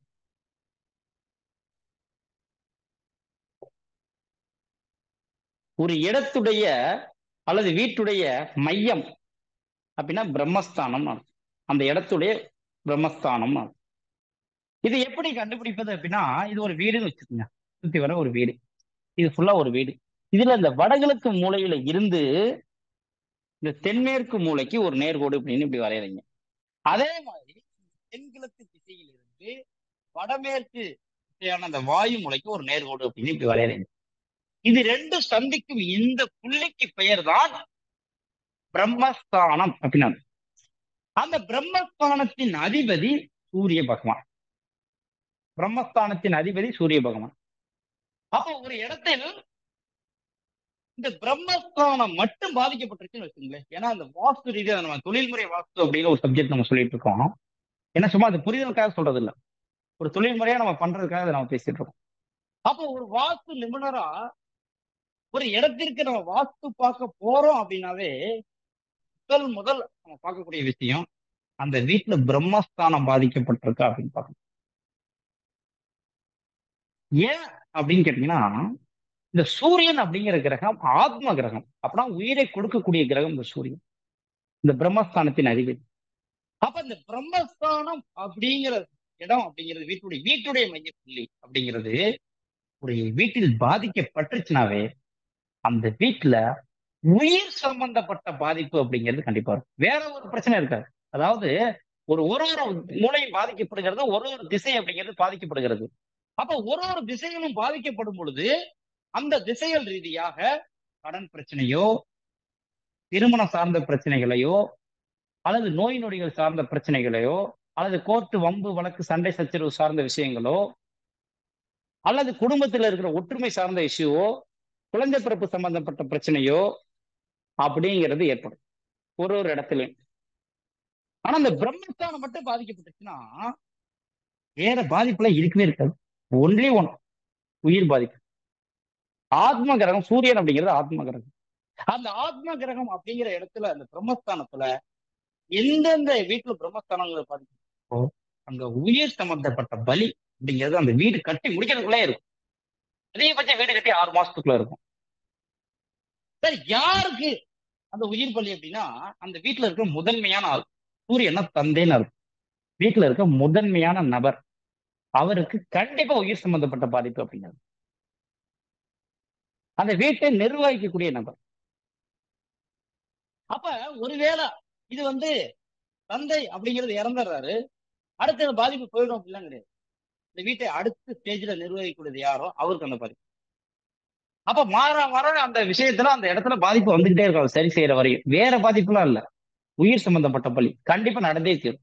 அப்போ ஒரு வாஸ்து நிபுணரா ஒரு வீட்டுக்கு நம்ம போறோம் அப்படின்னா முதல் பார்க்கக்கூடிய விஷயம் அப்படிங்கிறது பிரம்மஸ்தானம். ஒரு வீட்டுல பிரம்மஸ்தானம் அப்படிங்கிறது பாதிக்கப்பட்டாலே மிகப்பெரிய ஒரு பிரச்சனை ஏற்படும். அப்ப பாதிக்கப்படுது அப்படின்னா என்ன சார்? பிரம்மஸ்தானம் பாதிக்கப்படுகிறது என்ன? கிழக்கு திசை பாதிக்கப்படுகிறது, கிழக்கு திசையில வரக்கூடாத ஒண்ணு வர்றது. வடக்கு திசை பாதிக்கப்படுகிறது, வடக்கு திசையில வரக்கூடாத ஒண்ணு வர்றது. ஆனா இந்த பிரம்மஸ்தானம் தான் வீட்டுக்குள்ள சொல்லிட்டோமே சார். அப்ப வீட்டுக்குள்ள வரக்கூடாது என்ன வருது? வேற ஒண்ணுமே கிடையாது. இந்த ரெண்டு சந்திக்கிற இந்த புள்ளியில ஒரு செவுரு இப்படி வர்றது, அல்லது இந்த ஒரு செவுரு இப்படி போறது, அல்லது இதே இடத்துல ஒரு பில்லரை கட்டுறது, மைய புள்ளியில ஒரு மாடிப்படி அமைக்கும். இதெல்லாம் நம்ம அந்த இடத்துல நம்ம வெயிட் அப்படிங்கிறது பிரம்மஸ்தானத்துல ஏத்தணும் அப்படின்னா அதை விட்டுட்டு ஒரு அரை தள்ளி கூட பிரச்சனை கிடையாது. சரியா அந்த சென்டர் பாயிண்டான பிரம்மஸ்தானத்துல ஒரு இது மாதிரி நம்ம பில்லர் வைக்கிறதோ, செவுரு கட்டுறதோ, படி அமைக்கிறதோ, இது மாதிரி விஷயங்கள் அப்படிங்கிறத நம்ம பண்ணிட்டோம்னா அந்த வீட்டுல பிரம்மஸ்தானம் பாதிக்கப்பட்டுச்சுன்னா. அப்ப பிரம்மஸ்தானம் பாதிக்கப்பட்டுட்டாலுமே இந்த உயிர் சம்பந்தப்பட்ட பள்ளி அப்படின்னு இருக்கும் சார். ஒண்ணு இல்ல சார், ஒரு மனிதன் இருக்கும், ஒரு உயிரினம் நம்ம இருக்கோம். நம்மளுடைய பிரம்மஸ்தானம் என்ன? மனிதனோட பிரம்மஸ்தானங்கிறது அவருடைய தொப்புள் பகுதி. ஒவ்வொரு உயிரும் ஜனனம் எடுப்பது அவனுடைய தொப்புள் மூலம் தான், தொப்புள் பகுதியில தான். அப்ப இந்த தொப்புள் பகுதி, மனிதனுடைய தொப்புள் பகுதியில கீழே அடி பாதத்திலிருந்து தொப்புள் பகுதி அலங்க, அதே மாதிரி தொப்புள் பகுதியிலிருந்து நம்மளுடைய நீளத்தை அகலுங்க. ரெண்டு சமமான சரியான சென்டர் பாயிண்ட்ல தான் தொப்புள் பகுதி அப்படிங்கிறது இருக்கும். இதுதான் பிரம்மஸ்தானம். அதே மாதிரி வலதுபுறமும் அலங்க, இடதுபுறமும் அளந்து பாருங்க. ரெண்டுலயும் சைட்ல கரெக்டான சென்டர் பாயிண்ட்ல தான் இந்த தொப்புள் அப்படின்றது இருக்கும். அப்ப இந்த இந்த இடத்துல ஒண்ணு இல்ல, ஒரு சின்னதா ஒரு ஊசி வச்சு, சின்ன ஒரு ஊசியை வச்சு குத்துங்க. வேற இடத்துலயும் குத்துங்க, இந்த பிரம்மஸ்தானமான தொப்புள் பகுதியிலும் குத்துங்க, என்ன நடக்குதுன்னு பார்ப்போம். வேற இடத்துல குத்துனீங்கன்னா உங்களுக்கு காயம்தான் வரும், வேற ஒண்ணும் வராது. ஆனா அந்த தொப்புள் பகுதியில ஒரு சின்னதா ஒரு குண்டூசியை குத்துனீங்கன்னா உங்களுக்கு உயிர் போயிடும். அப்ப அது எவ்வளவு முக்கியமோ அதே போலதான் வீட்டுடைய பிரம்மஸ்தானம். அப்ப ஒரு இடத்துல இந்த நவ கிரகங்கள் மற்றும் பஞ்ச பூதங்கள் அப்படிங்கிறது இப்படித்தான் வேலை செய்யுது. அடுத்து பாத்தீங்கன்னா ஒரு திசைகள் இருக்கு சார். இந்த 8 திசைகள் அப்படிங்கறத நம்ம பார்த்தோம். இந்த 8 திசைகள்ல எல்லாத்துக்கும் ஒரு சந்தேகம் இருக்கும். 8 திசையுமே நல்ல திசையா சார்? ஃபர்ஸ்ட் 8 திசையுமே கெட்ட திசையா அப்படின்னு ஒரு விஷயம். 8 திசையுமே நல்ல திசையும் கிடையாது, 8 திசையுமே கெட்ட திசையும் கிடையாது. அப்ப எது நல்ல இடம், எது கெட்ட இடம், நம்மளோட இடத்துல எது நல்ல இடம், எது கெட்ட இடம் அப்படிங்கிற ஒரு ஒரு விஷயம் இருக்கு. இந்த நல்ல இடத்துலதான் எல்லா விஷயமும் பண்ணணுமா? கெட்ட இடத்துல எதுவுமே பண்ணக்கூடாதா, அல்லது கெட்ட இடத்துல என்னென்ன பண்ணலாம்? ஒரு இடம் இருக்குன்னு வச்சுக்கோங்க. நல்ல திசை, ஒரு திசையில நல்ல இடம் சொல்லக்கூடிய இடத்துல ஒரு வீட்டுடைய வாசல் அமைக்கிறது, ஒரு போர்த்திகோ அமைக்கிறது, ஒரு ஹால் அமைக்கிறது, தலவாசல் அமைக்கிறது, இது மாதிரியான விஷயங்கள் அனைத்தும் ஒரு நல்ல இடத்துல அமைக்கும். ஒரு வீட்டுடைய கெட்ட இடம் ஒரு திசையில, அந்த கெட்ட இடம் சொல்லக்கூடிய இடத்துல பாத்ரூம் அமைக்கிறது, மாடிப்படி அமைக்கிறது, செப்டிக் டேங்க் அமைக்கிறது, இது மாதிரி விஷயங்கள்லாம் அந்த இடத்தில் உள்ள கெட்ட பகுதியில் அமைக்கணும். அப்ப நல்ல இடத்துலயும் ஒரு விஷயத்த பண்ணணும், கெட்ட இடத்துலயும் ஒரு விஷயத்த பண்ணணும். என்னென்ன விஷயத்த பண்ண போறோம் அப்படிங்கறத மேட்டர். அப்ப இந்த வடக்கு திசை அப்படின்னு சொல்லக்கூடிய திசையில இந்த வடக்கு மைய புள்ளியில் இருந்து இந்த ஈசானிய மூலை வரை உள்ள இந்த பகுதி மொத்தம் ஒரு 50 அடின்னு வச்சுக்கோங்க வடக்கு பக்கம். அதுல 25 அடியில இருந்து ஈசானிய மூலை வரை இருக்கிற பகுதி, இந்த 25 அடிங்கிறது வடக்கு திசையில நல்ல பகுதி. அதே மாதிரி இந்த பக்கம் இருக்கிற 25 அடிங்கிறது வடக்கு திசையில இருக்கிற கெட்ட பகுதி. வடக்கு திசை அதுல நல்ல பகுதி அப்படின்னு எடுத்துக்கிட்டீங்கன்னா அந்த வடக்கு திசையில் இருக்கிற மையத்திலிருந்து ஈசானிய மூலை வரை இருக்கிற பகுதி நல்ல பகுதி. அதே மையத்திலிருந்து இந்த வாயு மூலை வரை இருக்கிற பகுதி. அடுத்து கிழக்கு திசை, கிழக்கு மையத்திலிருந்து இந்த ஈசானிய மூலை வரை உள்ள பகுதி, இந்த பகுதி அப்படிங்கிறது நல்ல பகுதி. அதே இந்த கிழக்கு மையத்திலிருந்து இந்த அக்னி மூலை வரை உள்ள பகுதி கெட்ட பகுதி. எவ்வளவு அடி இருக்கோ, 60 அடி இருக்கா, 30 அடி நல்ல பகுதி. இருக்கிற இடமே 30 அடியா, 15 அடி இந்த சைடு நல்ல பகுதி, 15 அடி இந்த சைடு கெட்ட. அப்ப ஒரு வீட்டை கட்டுறோம், அந்த 15 அடியில தான் தலைவாசல் அமைக்கணும், இந்த பக்கம் அமைச்சிடக்கூடாது. வடக்கு பார்த்த வீடு 50 அடியில கட்டுறோம், இந்த பக்கம் இருக்கிற அந்த 25 அடிக்குள்ளதான் தலைவாசல் அமைக்கணும். நீங்க இந்த பக்கம் அமைச்சீங்கன்னா தப்பாயிடும். ஒரு எக்ஸாம்பிளுக்காக சொல்ல. அதே மாதிரி தெற்கு பகுதி, இந்த தெற்கு மையத்தில் இருந்து அக்னி மூலை வரை உள்ள பகுதி நல்ல பகுதி. அதே இந்த தெற்கு மையத்தில் இருந்து நிறுதி மூலை வரை உள்ள இந்த பகுதி அப்படிங்கிறது கெட்ட பகுதி. அதே மாதிரி மேற்கு திசைக்கு வர்றோம், மேற்கு திசையில இந்த மேற்கு மைய புள்ளியில் இருந்து இந்த வாயு மூலை வரை இருக்கிற இந்த பகுதி அப்படிங்கிறது நல்ல பகுதி. அதே இந்த மேற்கு மையத்தில் இருந்து இந்த நிறுதி மூலை வரை இருக்கிற பகுதி, இந்த பகுதி அப்படிங்கிறது கெட்ட பகுதி. அப்ப ஒரு திசையில எது நல்ல பகுதி எது கெட்ட பகுதி அப்படிங்கிறது நமக்கு தெரியும். அப்ப நல்ல பகுதியில் என்னென்ன விஷயங்கள் வரும், கெட்ட பகுதியில் என்னென்ன விஷயங்கள் வரணும் அப்படிங்கிறது ஓவராலா ஒரு 45 மினிட்ஸ் அப்படிங்கிறது நம்ம வகுப்பு அப்படிங்கிறது இப்போ வரை நடந்திருக்கு. இப்ப வரை நடந்த விஷயங்களை யாருக்காவது ஏதாவது சந்தேகங்கள் இருந்தா சொல்லுங்க. ஒரு 5 மினிட்ஸ் பேசிட்டு அடுத்த சப்ஜெக்ட்டுக்கு உள்ள போகலாம். ஒவ்வொருத்தவங்களா வரலாம்.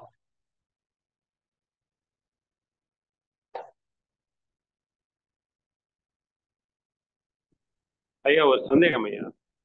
வணக்கம் சார்.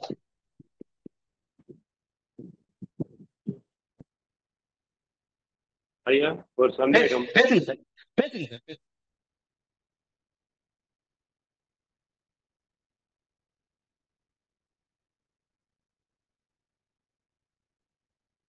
சார் பேசுங்க சார்.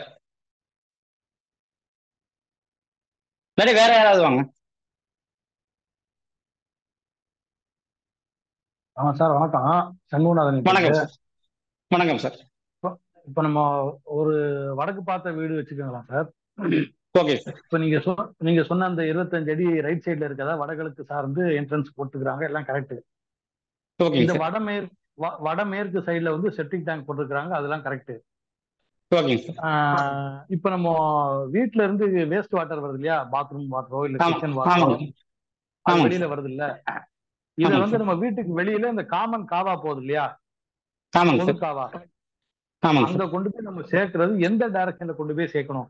அதாவது வடகிழக்கு. பொதுவாகவே வேஸ்ட் தண்ணி இல்ல சார், நம்ம இது அந்த சப்ஜெக்ட்லாம் நம்ம இன்னும் பார்க்கவே இல்லை. நம்ம நடந்த விஷயங்கள்ல இருந்து சந்தேகங்கள் அப்படிங்கிறது கரெக்டா இருக்கும். ஏன்னா அந்த வாஸ்து வகுப்புங்கிறது ஒரு 15 நாள் இருக்கிற ஒரு மிகப்பெரிய சப்ஜெக்ட்.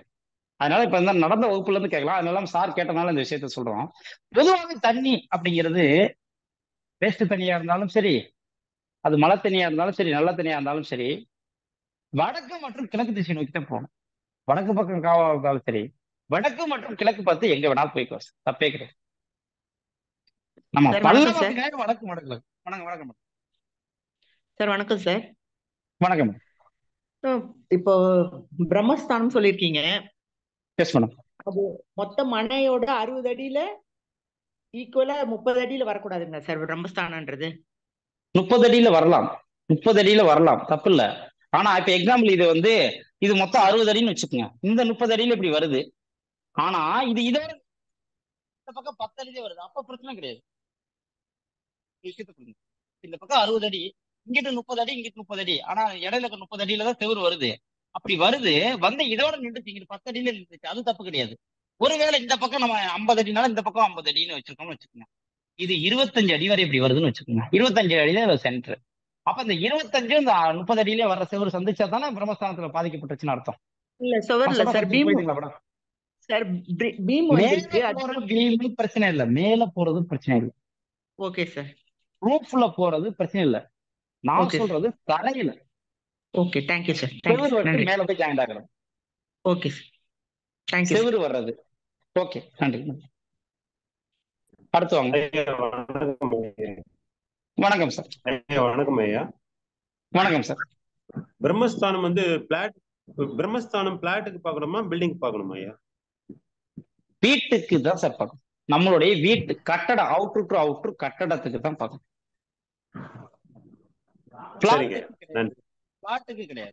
நம்ம கட்டின வீட்டுக்கு தான் பிரம்மஸ்தானம். நன்றிங்க. நன்றி சார், நன்றி. அடுத்து வாங்க. வணக்கம் சார். நமஸ்காரம். வணக்கம். ஒவ்வொருத்தவங்களா பேசுங்க. ஐயா வணக்கம். இப்போ ஜப்பான்ல எல்லாம் வீடு வந்து பூகம்பத்துக்காக நடுவுல காலம் வச்சுதான் கட்டுவாங்க. Okay okay sir. பூகம்ப சம்பந்தப்பட்ட ஆர்கிடெக்சர் எல்லாம் பொதுவா நடுவுல காலம் வைக்கிறது உண்டு. Okay okay. அப்போ எப்படி அது எப்படி? இல்ல சார், நடுவுனா கரெக்ட். நான் முதலே சொல்லிட்டேன். நான் ஒரு அரை அடி விட்டாவது பண்ணணும். கரெக்டான முதல்ல அதான் நான் சொன்னேன். பிரம்மஸ்தானம் கரெக்டா சந்திக்கிற இடத்துலதான் பண்ணக்கூடாது. ஒரு அரை அடி விட்டுட்டு பண்றதுனால ஒண்ணும் இல்ல சார். சரி ஓகே. சரி சரி. அதாவது அந்த பில்டிங்க்கு 4 மூலைக்கு நடுவு மையமா இருக்க கூடாது. நடு மையம், அவ்வளவுதான், வேற எதுவுமே கிடையாது.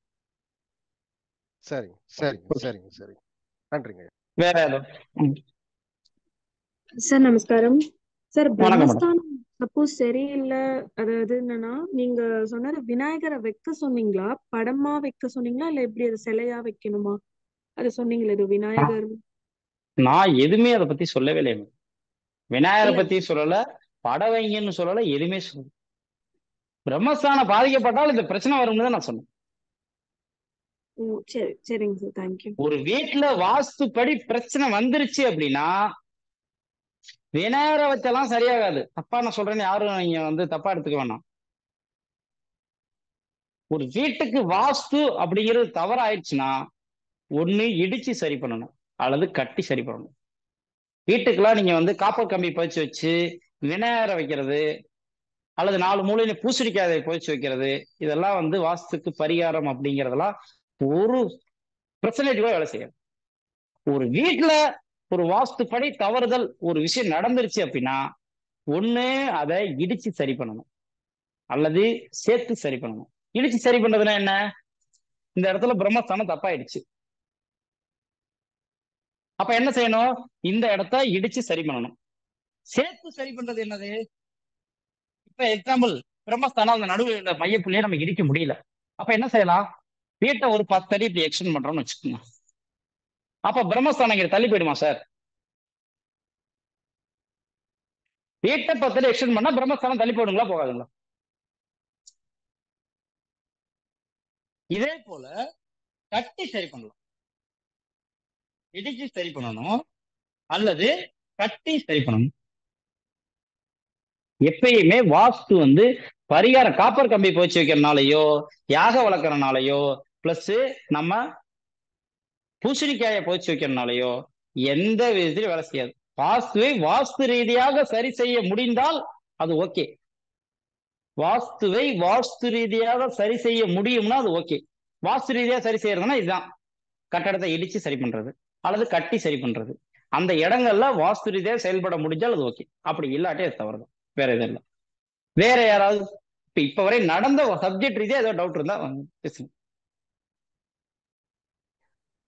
ஐயா இன்னொன்னு, இப்போ வந்து இந்த பிரம்மஸ்தானம் பாதிக்கப்பட்டா அந்த வீட்டுக்கான தலைமை வந்து பாதிக்கப்படும் சொல்றீங்க, உயிர் கூட கண்டிப்பா. போகும் ஏன்னா அப்படிங்கிறீங்க. சூரியன் அப்படின்னா என்ன அர்த்தம்? சூரியன் அப்படிங்கிறது முதன்மையானவர், கரெக்ட் வழி கரெக்ட். நடத்தக்கூடியவர். அந்த மாதிரி ஆமா.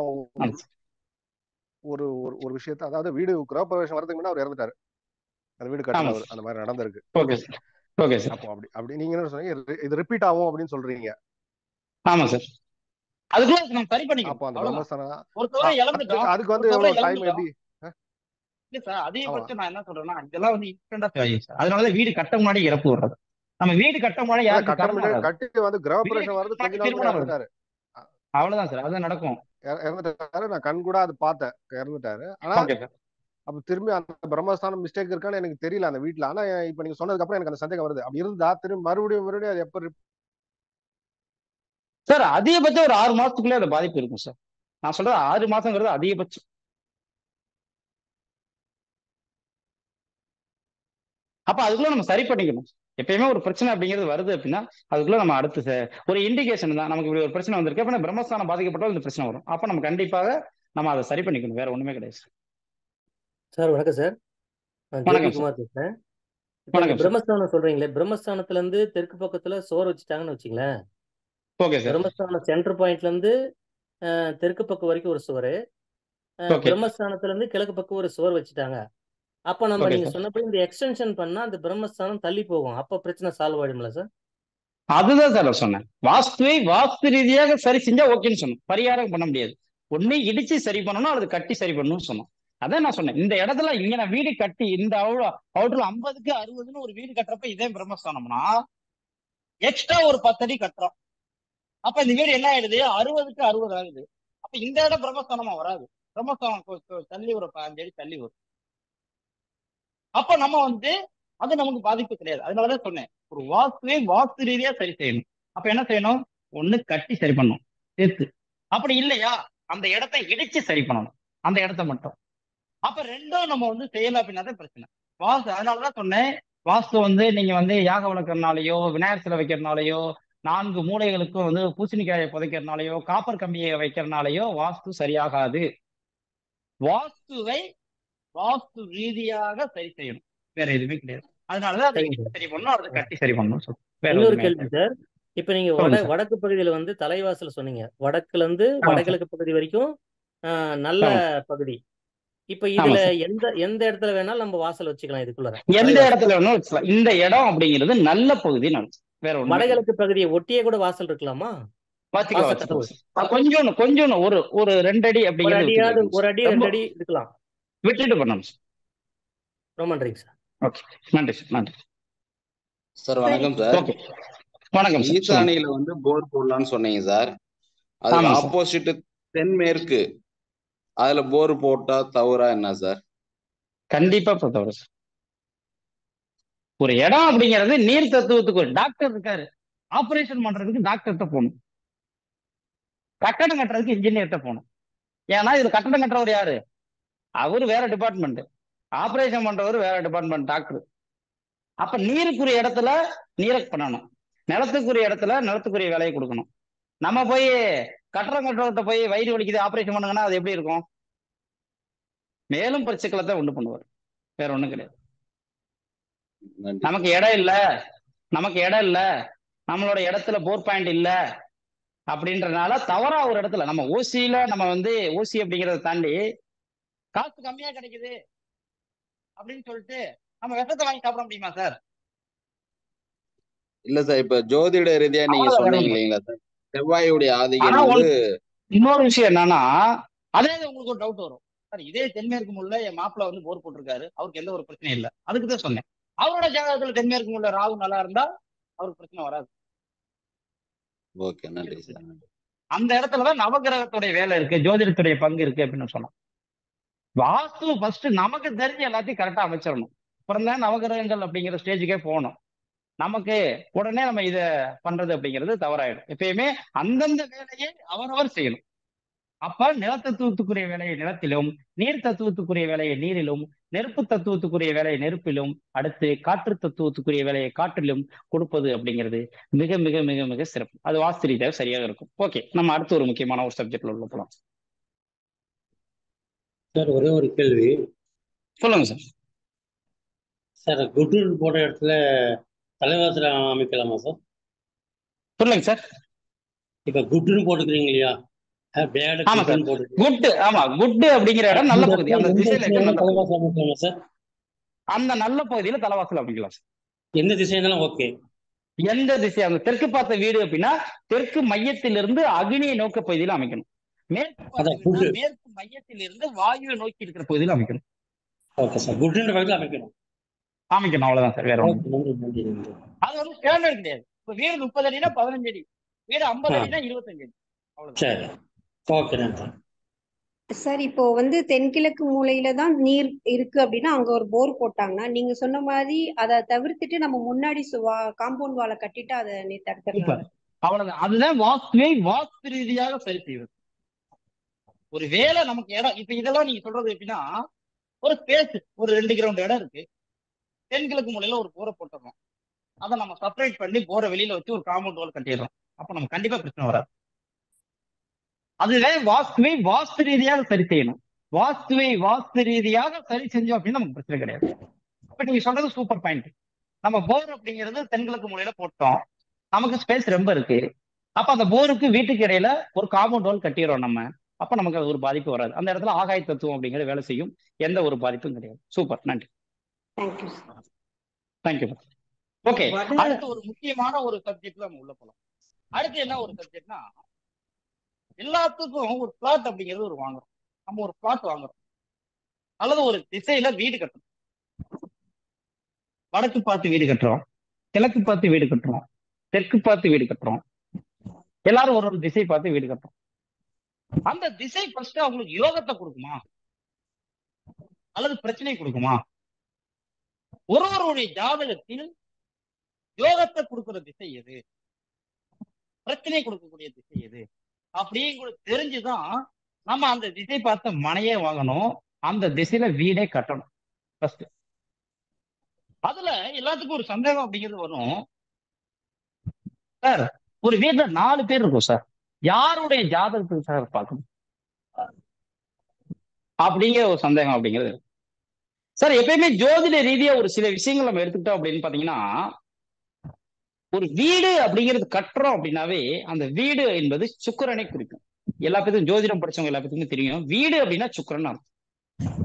அதே மாதிரி நம்ம வீட்டுல வசிக்கிறோம், அங்க கொஞ்சம் மீட் பண்ணுங்க, அந்த வீட்டுல மனைவி அப்படின்னா கணவன்னா செவ்வாய், மனைவி அப்படிங்கிறது சுக்கிரன். அப்ப நம்ம ஒரு வீடு கட்டுறதுக்காக ஒரு இடம் வாங்குறோம்னா அது மனைவியுடைய யோகத்துக்கு தான் பார்க்கணும். மனைவியுடைய பேரில் பதிவு செய்வது அப்படிங்கிறது மிக மிக சிறப்பு. ஏன் அப்படின்னா இப்பதான் சொன்னேன், வீடு அப்படின்னா சுக்கிரன், அதே மாதிரி மனைவி அப்படின்னா சுக்கிரன். அப்ப ஒரு வீடு கட்டுறதுக்கு ஒரு இடம் வாங்குறோம்னாவே அது மனைவி பேரில் பதிவு பண்ணுவது அப்படிங்கிறது ஒரு யோகத்தை கொடுக்க ஒரு சிறப்பான ஒரு விஷயம். இதுல இன்னொரு முக்கியமான ஒரு விஷயம் என்னன்னா, கணவன் பேர்ல தான் சார் பதிவு செய்யற மாதிரி சிச்சுவேஷன் இருக்கு அப்படின்னு செஞ்சா கணவனுடைய யோகத்துக்கும் பார்க்கணும், மனைவியோடைய யோகத்துக்கும் பார்க்கணும், 2 பேத்துக்கும் அந்த திசை யோகத்தை கொடுக்கணும். ஒண்ணு மனைவி பேர்ல மட்டும் பத்திரத்தை பதிவு செய்யணும், அவங்களுக்கு மட்டும் பார்த்தா போதும், வேற வீட்டுல யாருக்குமே பார்க்க தேவை இல்ல சார். மனைவியுடைய பேருக்கு பதிவு செய்ய முடியல, கணவனுடைய பேருக்கு தான் பதிவு செய்யற மாதிரி இருக்கு, அப்ப கணவருக்கும் பார்க்கணும், மனைவிக்கும் பார்க்கணும். மனைவி பேர்ல பதிவு பண்ணோம்னா கணவருக்குலாம் பார்க்கவே தேவை, ஆனா கணவர் பேர்ல பதிவு பண்ணா மனைவிக்கும் பார்க்கணும், கணவருக்கும் பார்க்கணும். இதுதான் இந்த நம்ம வாஸ்து ரீதியா சில விஷயங்கள் பார்க்கறது அப்படிங்கிறது, யோகத்தை பார்க்கறது அப்படிங்கிறது. இதுல பாத்தீங்கன்னா இந்த ஜோதிடத்துல எல்லா பேரும் ஜோதிடம் அப்படிங்கிறது கண்டிப்பா படிச்சிருப்பீங்கன்னு நினைக்கிறேன், படிக்காதவங்களா இருந்தாலும் சரி, ஒரு சிம்பிளான விஷயம் தான். யாருடைய பேர்ல வாஸ்து ரீதியாக எந்த திசையுடைய மனையை வாங்கலாம், எந்த திசையில தலைவாசல் வைக்கலாம் அப்படிங்கிற ஒரு அற்புதமான விஷயம். இதுல பாத்தீங்கன்னா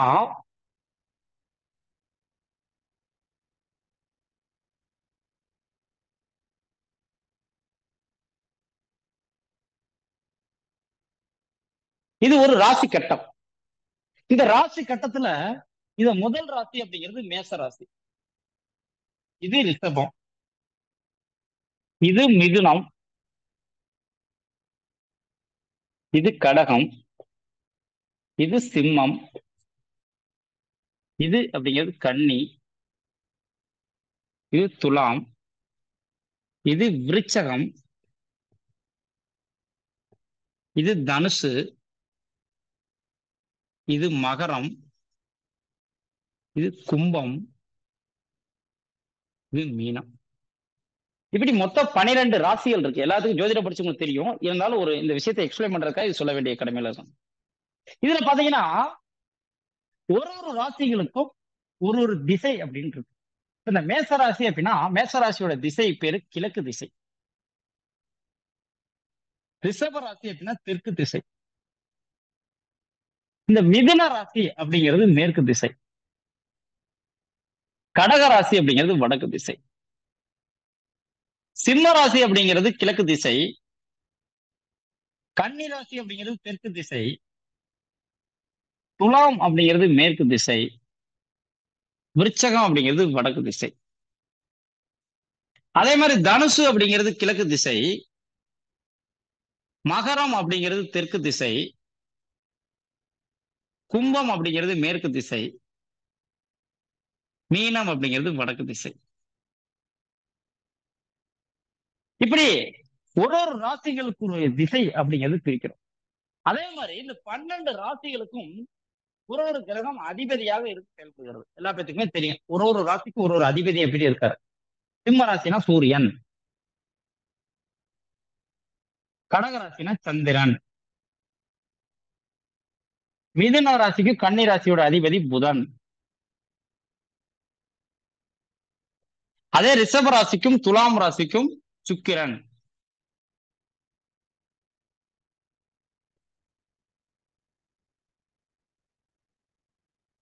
மேச ராசிக்கும் விருச்சிக ராசிக்கும் செவ்வாய்,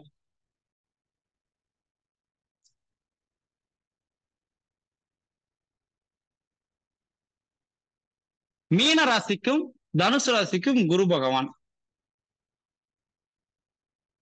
அதே கும்ப ராசிக்கும் மகர ராசிக்கும் சனி பகவான். இதுல இந்த 12 ராசிகளையும் நம்ம 3 வகையா பிரிக்கிறோம்.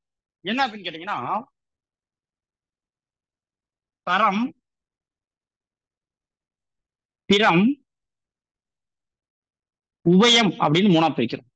இந்த மேசராசி அப்படிங்கிற ராசி தரம், ரிஷப ராசி ஸ்திரம், மிதுன ராசி அப்படிங்கிறது உபயம், கடக ராசி அப்படிங்கிறது சரம், சிம்ம ராசி அப்படிங்கிறது ஸ்திரம், கன்னி ராசி அப்படிங்கிறது உபயம், துலாம் ராசி அப்படிங்கிறது சரம், விருச்சக ராசி ஸ்திரம், அதே தனுசு ராசி அப்படிங்கிறது உபயம், மகர ராசி அப்படிங்கிறது சரம், கும்ப ராசி அப்படிங்கிறது ஸ்திரம், மீன ராசி அப்படிங்கிறது உபயம்.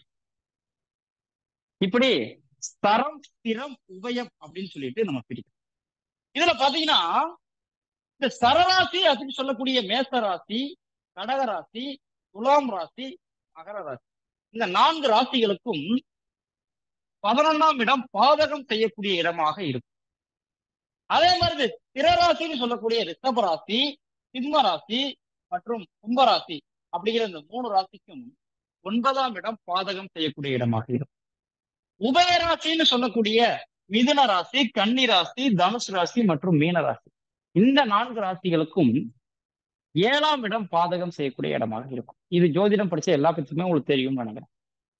இப்ப இந்த வாஸ்து ரீதியா நம்ம என்ன விஷயங்கள், எந்த ராசி எந்த திசை நமக்கு யோகத்தை கொடுக்கும், எந்த திசையில எக்காரணத்தை கொண்டும் தலைவாசல் வச்சு வீடு கட்டிடக்கூடாது, எந்த திசையுடைய மனையை வாங்கிடவே கூடாது அப்படின்னு கேட்டீங்கன்னா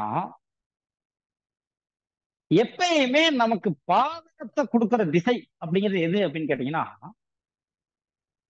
நம்ம என்ன லக்னமோ அந்த லக்னத்தில் இருந்து, அந்த லக்னம் தான் நமக்கு ஒரு ஜாதக பலனை நிர்ணயம் செய்யுது அப்படிங்கிறது எல்லாத்துக்கும் தெரியும். அப்ப லக்னம் அப்படிங்கிறது என்ன லக்னமோ, சரலக்னமா, ஸ்திர லக்னமா, உபய லக்னமா.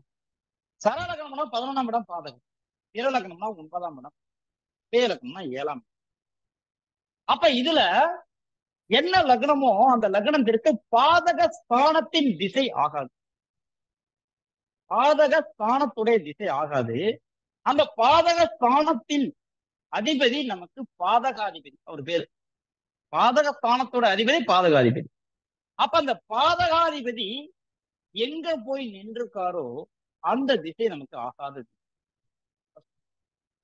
இப்ப யாரோ ஒருத்தவங்க ஒரு ஜாதகத்தை கொடுங்க, அவங்க ஜாதகத்துல எந்த திசை ஃபர்ஸ்ட் ஆகாத திசை அப்படின்னு சொல்லலாம். யாரோ ஒருத்தவங்க ஒரு ஜாதகம் அப்படிங்கறத சொல்லுங்க.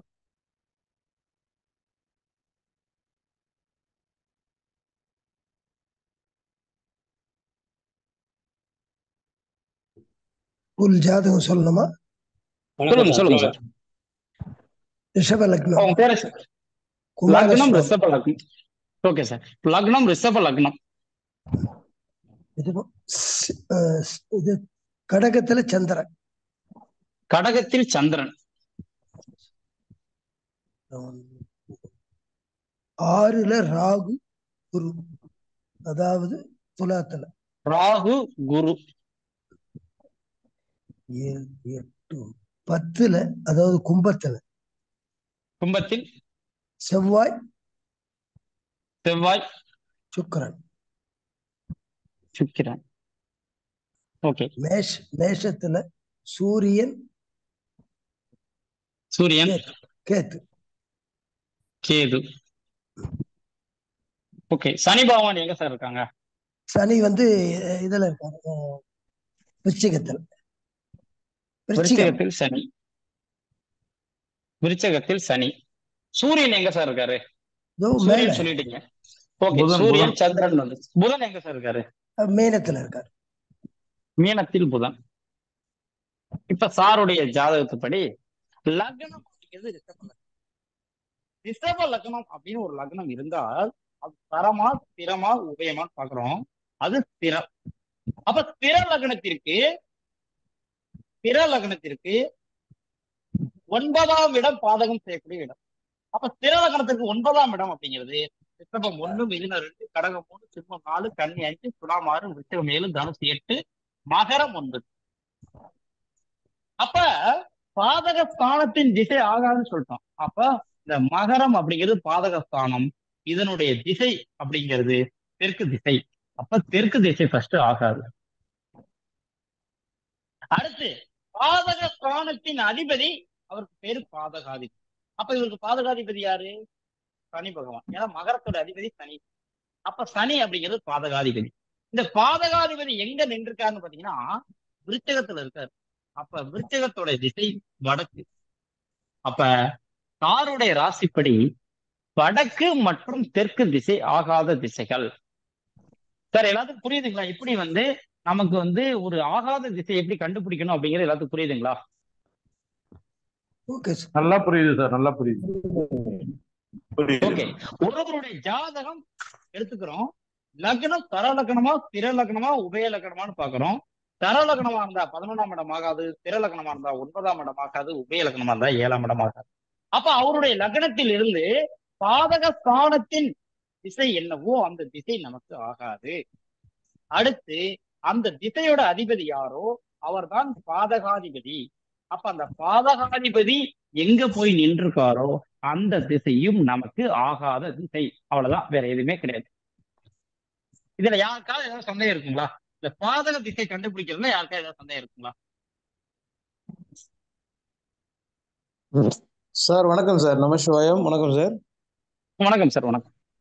அதான் சார், இப்ப நீங்க சொன்னது கரெக்ட். அது வந்து பாதகாதிபதி திசையில அந்த திசையில வாசப்படி இருக்க கூடாது. அந்த திசை நோக்கி நம்ம இடம் வாங்க கூடாதா? இல்ல அந்த திசை நோக்கி எடையும் வாங்க கூடாது சார். இடம் வாங்க கூடாது. அந்த திசையில உள்ள அந்த திசை வச்சு வீடு கட்டக்கூடாது. ஆமா சார். அந்த திசை வடக்கு பார்த்து வடக்கு திசை ஆகாது அப்படின்னா வடக்கு திசை உள்ள மனையும் வாங்கக்கூடாது, வடக்கு பார்த்து வீடும் கட்டக்கூடாது. இப்ப நம்ம தெற்கு மேற்குல சரி, தெற்கு வடக்குல வந்து வாசல் வச்சாலும் உள்ள பெட்ரூம் கிழக்கு மேற்கு தானே வச்சாகணும் சார். அது பிரச்சனை இல்லை சார். நமக்கு தேவை ராஜநிலை தான் சார். அப்படின்னு பார்த்தா எல்லா திசையிலும் தான் சார் வீடு வருது. அது நமக்கு ராஜநிலை தான் நமக்கு. Thank you sir. Thank you sir. Thank you. Okay. வேற யாராவது இந்த பாதக ஸ்தானத்துடைய திசை கண்டுபிடிக்கிறதுல யாருக்காவது ஏதாவது சந்தேகம் இருக்குங்களா? இல்ல சார். இல்ல சார், கிளியரா இருக்கு சார். இல்ல சார். ஓகே. அடுத்து ஒருவருடைய ஜாதகத்தில் யோகமான திசை எது? பிரச்சனை கொடுக்குற திசை அப்படிங்கிறது கண்டுபிடிச்சோம். அப்ப யோகமான திசை எது அப்படின்னு கேட்டீங்கன்னா ஜாதக ரீதியா மொத்தம் 12 பாவங்கள் அப்படிங்கிறது இருக்கு. சாம்பாவத்தில் 12 பாவங்கள். இதுல 4ஆம் இடம் 4ஆம் பாவம் அப்படின்னா இந்த வீடு அப்படின்னு நிலம் அப்படிங்கன்னா 4ஆம் பாவம்னு அர்த்தம். வீடு நிலத்தை குறிக்கக்கூடிய பாவம் 4ஆம் பாவம். அப்போ ஒருவருடைய ஜாதகத்தில் 4ஆம் இடம் அப்படிங்கிறது யோகத்தை கொடுக்கும் வீடு நிலம் வாங்குறதுக்காக. அதுக்கான பாவமே அதுதான். அப்ப 4ஆம் இடத்து திசை யோகத்தை கொடுக்கும். ஒருவருடைய லக்னத்தில் இருந்து 4ஆம் இடத்து திசை யோகத்தை கொடுக்கும். அதே மாதிரி 4ஆம் இடத்து அதிபதி எங்க போய் நின்றுக்காரோ அந்த நின்ற திசையும் யோகத்தை கொடுக்கும். இப்ப யாரோ ஒருத்தவங்க ஜாதகத்தை கொடுங்க, அவங்க யோக திசை எதுன்னு கண்டுபிடிக்கும். சார் நான் சொல்லலாமா? கும்பல் லக்னம். சொல்லுங்க சித்ரா மேடம் சொல்லுங்க. கும்பல் லக்னம் ஐயா. ஓகே சார், எனக்கு வந்து தனுஷ் லக்னம். லக்னம் தனுசு. எனக்கு வந்து மிதுனத்துல குரு இருக்காரு. மிதுனத்தில் குரு. அப்போ 4ஆம் அதிபதி மீனம். ஆனா அவர் அங்கதான் இருக்கு. இல்ல அடுத்து சொல்லுங்க. அடுத்து மிச்சம் இருக்கிற கிரகங்களை சொல்லுங்க. அடுத்தது வந்து கேது கடகத்துல. கேது. ஆமா. கன்னியில வந்து சூரியன், சந்திரன், செவ்வாய், புதன். சூரியன், சந்திரன், செவ்வாய், புதன். மகரத்துல ராகு. அவ்வளவுதான். மொத்தம் 7 கிரகங்கள் தானே மேடம் சொல்லியிருக்கீங்க. சனி எங்க மேடம்? சனி வந்து லக்னத்திலே இருக்காரு. சாரி.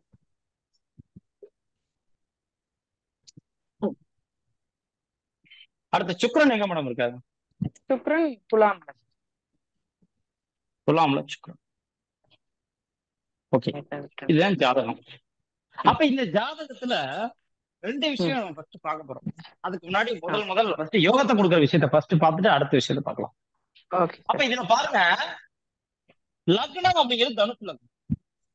அப்ப 4ஆம் இடத்து திசை யோகத்தை கொடுக்குன்னு சொல்லிட்டு, அப்ப 4ஆம் இடம் அப்படிங்கிறது எதுனா மீனம். அப்ப மீனத்தோட திசை யோகத்தை கொடுக்கும். அப்ப மீனத்தோட திசை எது? வடக்கு. வடக்கு யோகத்தை கொடுக்குறது ஃபர்ஸ்ட் எழுதிட்டோம். அதே மாதிரி 4ஆம் இடத்து அதிபதி குரு பகவான் இந்த ஜாதகத்துல எங்க இருக்காரோ அந்த திசை யோகத்தை கொடுக்கும். அப்ப இதுல பாருங்க, குரு பகவான் எங்க இருக்காருன்னா மிதுனத்துல இருக்காரு. அப்ப மிதுனத்தோடைய திசை அப்படிங்கிறது என்னன்னு பாத்தீங்கன்னா மேற்கு திசை. அப்ப வடக்கு மற்றும் மேற்கு திசை யோகத்தை கொடுக்குற திசைன்னு ஃபர்ஸ்ட் நம்ம கண்டுபிடிச்சிருக்கோம்.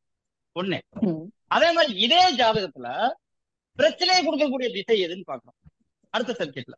ஏன்னா ஒரு ஜாதகத்துல யோகத்தை கொடுக்கறத பார்த்தோம்னா பிரச்சனை கொடுக்கறத பார்க்கணும்ல.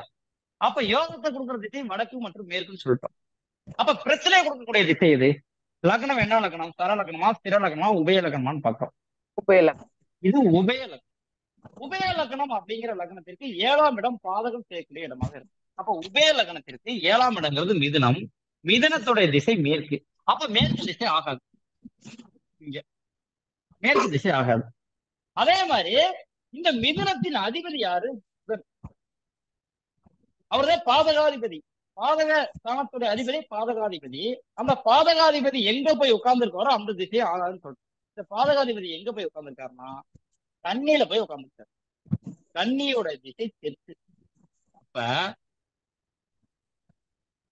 இந்த ஜாதக அடிப்படையில வடக்கு மற்றும் மேற்கு திசை யோகத்தை கொடுக்குது. அதே மாதிரி மேற்கு மற்றும் தெற்கு திசை பாதகத்தை கொடுக்குது அப்படின்னு கண்டுபிடிச்சோம். இதுல பாருங்க, இந்த மேற்கு திசை யோகத்தையும் கொடுக்குது, பாதகத்தையும் கொடுக்குது.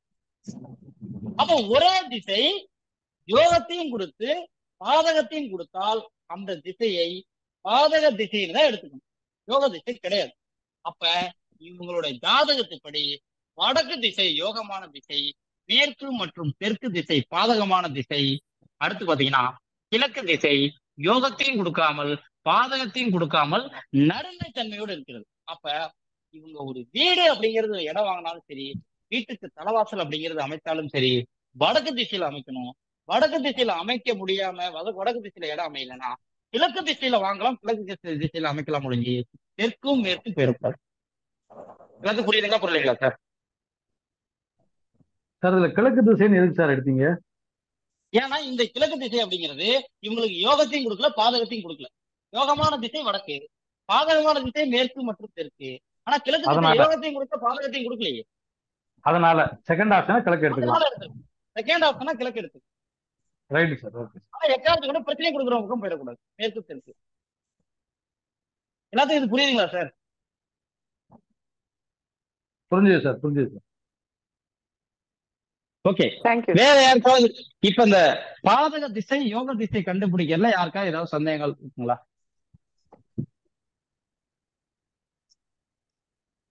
இல்ல சார், இல்ல சார், கிளியரா. ஓகே, நன்றி.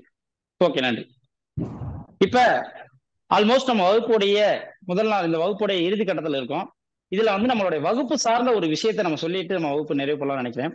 நம்மளோட வெண்மர் அகாடமிகளுடைய வாஸ்து வகுப்பு அப்படிங்கிறது அடுத்த வாரம் வெள்ளிக்கிழமை தொடங்குது. அதாவது 4/10 அக்டோபர் 4ஆம் தேதி வகுப்பு தொடங்குது. இந்த வகுப்பு சார்ந்த சில தகவல்களை உங்கள்கிட்ட எல்லாத்தையும் நம்ம சொல்ல போறோம். இது என்ன அப்படின்னா, வகுப்பு அப்படிங்கிறது மொத்தம் 15 வகுப்புகள் நம்மளுடைய வகுப்புகள் நடைபெறும்.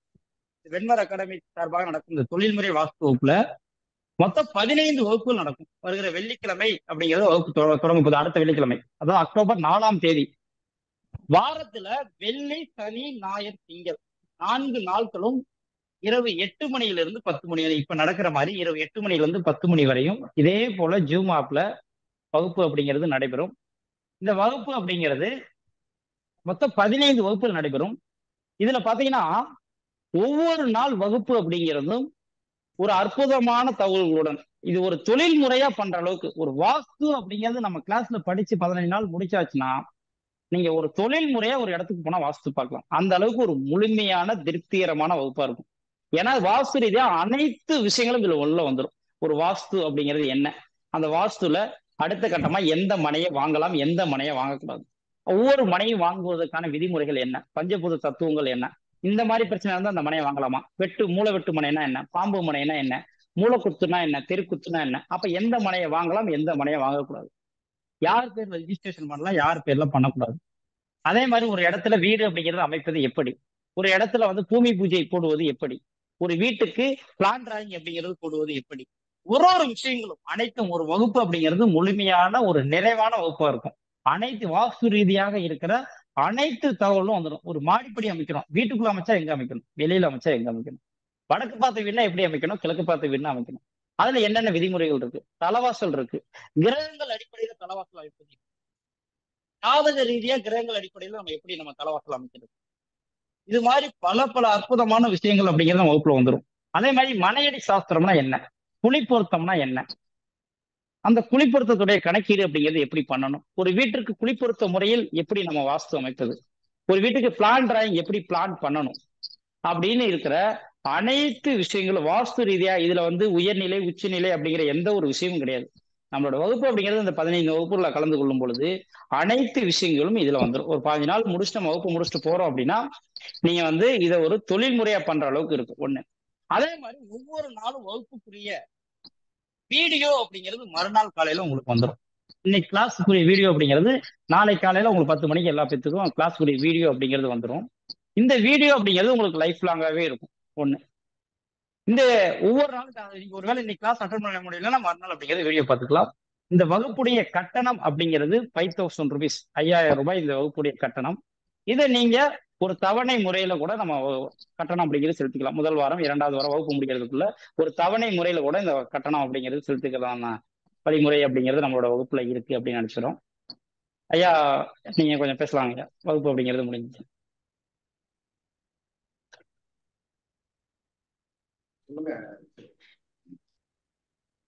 ரொம்ப நன்றி ஐயா, ரொம்ப தெளிவா எடுத்தீங்க கிளாஸ். ரொம்ப நன்றி சார். வணக்கம் சார். வணக்கம் வணக்கம். நீங்க ஒண்ணும் இல்ல, இப்ப நான் ஒண்ணும் சொல்றதுக்கு இல்ல, அவரை பத்தி நீங்க தான் சொல்லணும். ஏதாவது சொல்லுங்க. அசோகன் சார், அசோகன் சார், நல்ல ஃபேக்கல்ட்டியை நீங்க ஆர்கனைஸ் பண்ணிருக்கீங்க, அருமையா எடுத்தாரு. இந்த கிளாஸ் அட்டன் பண்றதுக்கு எனக்கு முழு திருப்தி, முழு விருப்பம். கிளாஸ்ல ஜாயின் பண்ணிக்கிறேன். ஆனா ஒண்ணு, சார் சொன்ன மாதிரி வீடியோவை ஒரு நாள் அட்டன் பண்ண முடியாது, மறுநாள் பார்த்து எழுதுறதுக்கு வீடியோ கண்டிப்பா ஷேர் பண்ணுங்க. சதீஷ் சொல்றாரு பாருங்க, அடுத்த நாள் காலையில உங்களுக்கு உடனே வந்துடும். Right right right. ஐயா இது வெள்ளி சனி ஞாயிறு 3 நாளா கிளாஸ்? வெள்ளி சனி ஞாயிறு திங்கள் 4 நாள் சொல்றாரு. 4 நாள். ஓகே ஓகே, சரிங்க ஐயா.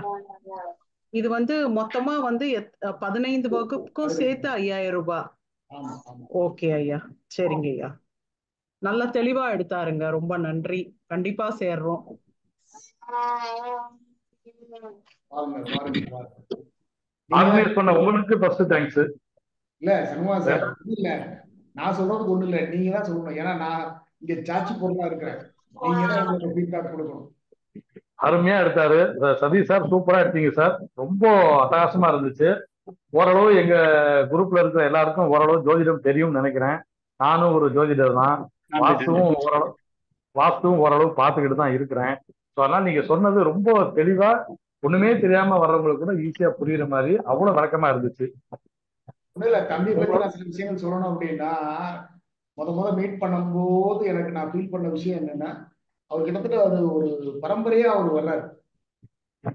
நான் கேட்டேன், தம்பி சின்ன வயசா இருக்கிறீங்க, உங்களை பார்த்தா ஒரு திடீர்னு ஒரு வீட்டுல போனா ஜோசியர் வாஸ்து ஒரு நிபுணர்னு சொன்னா ஒரு மாதிரி இப்போ அட்லீஸ்ட் என்ன அளவுக்காவது ஒரு தாடி கீடி வச்சுட்டு போனா தானே நம்புவாங்க. நீங்க ஒரு சின்ன பசங்க மாதிரி இருக்கிறீங்க, நம்ம எப்படிங்க சார், எனக்கு அதுல கான்பிடன்ஸ் இருக்கு. அசோகன்ஜி, மூர்த்தி சிறிதானாலும் கீர்த்தி பெரிதுன்னு ப்ரூவ் பண்ணிட்டாரு. நீங்க போடுற ஃபேக்கல்டி எல்லாமே நல்லா இருக்கு சார், நல்லா செலக்ட் பண்ணி போடுறீங்க, ரொம்ப சிம்பிளா புரியுற மாதிரி நல்லா சொல்லி கொடுக்குறாங்க. நானும் ஜாயின் பண்ணிக்கிறேன் சார், ஊருக்கு போனா கூட வீடியோ பாத்துக்குவேன். ரொம்ப அருமையா இருக்கு சார், நல்லா இருந்தது சார், சிறப்பு. Thank you sir. உங்களுடைய ஆதரவு தம்பி வந்து எனக்கு தெரிஞ்சு எனக்கு அந்த மனசுல டக்குன்னு பட்டுச்சு, ரைட்டு நீங்க பண்ணுங்க அப்படின்னு சொன்னேன். இப்ப நம்மளுடைய ஆதரவெல்லாம் அவருக்கு கொடுத்து நம்ம அவரை அடுத்த அளவுக்கு எடுத்துட்டு வாங்க. அதை எடுத்து சொல்லுங்க சார், நாங்கெல்லாம் ஜாயின் பண்ணிக்கிறோம்.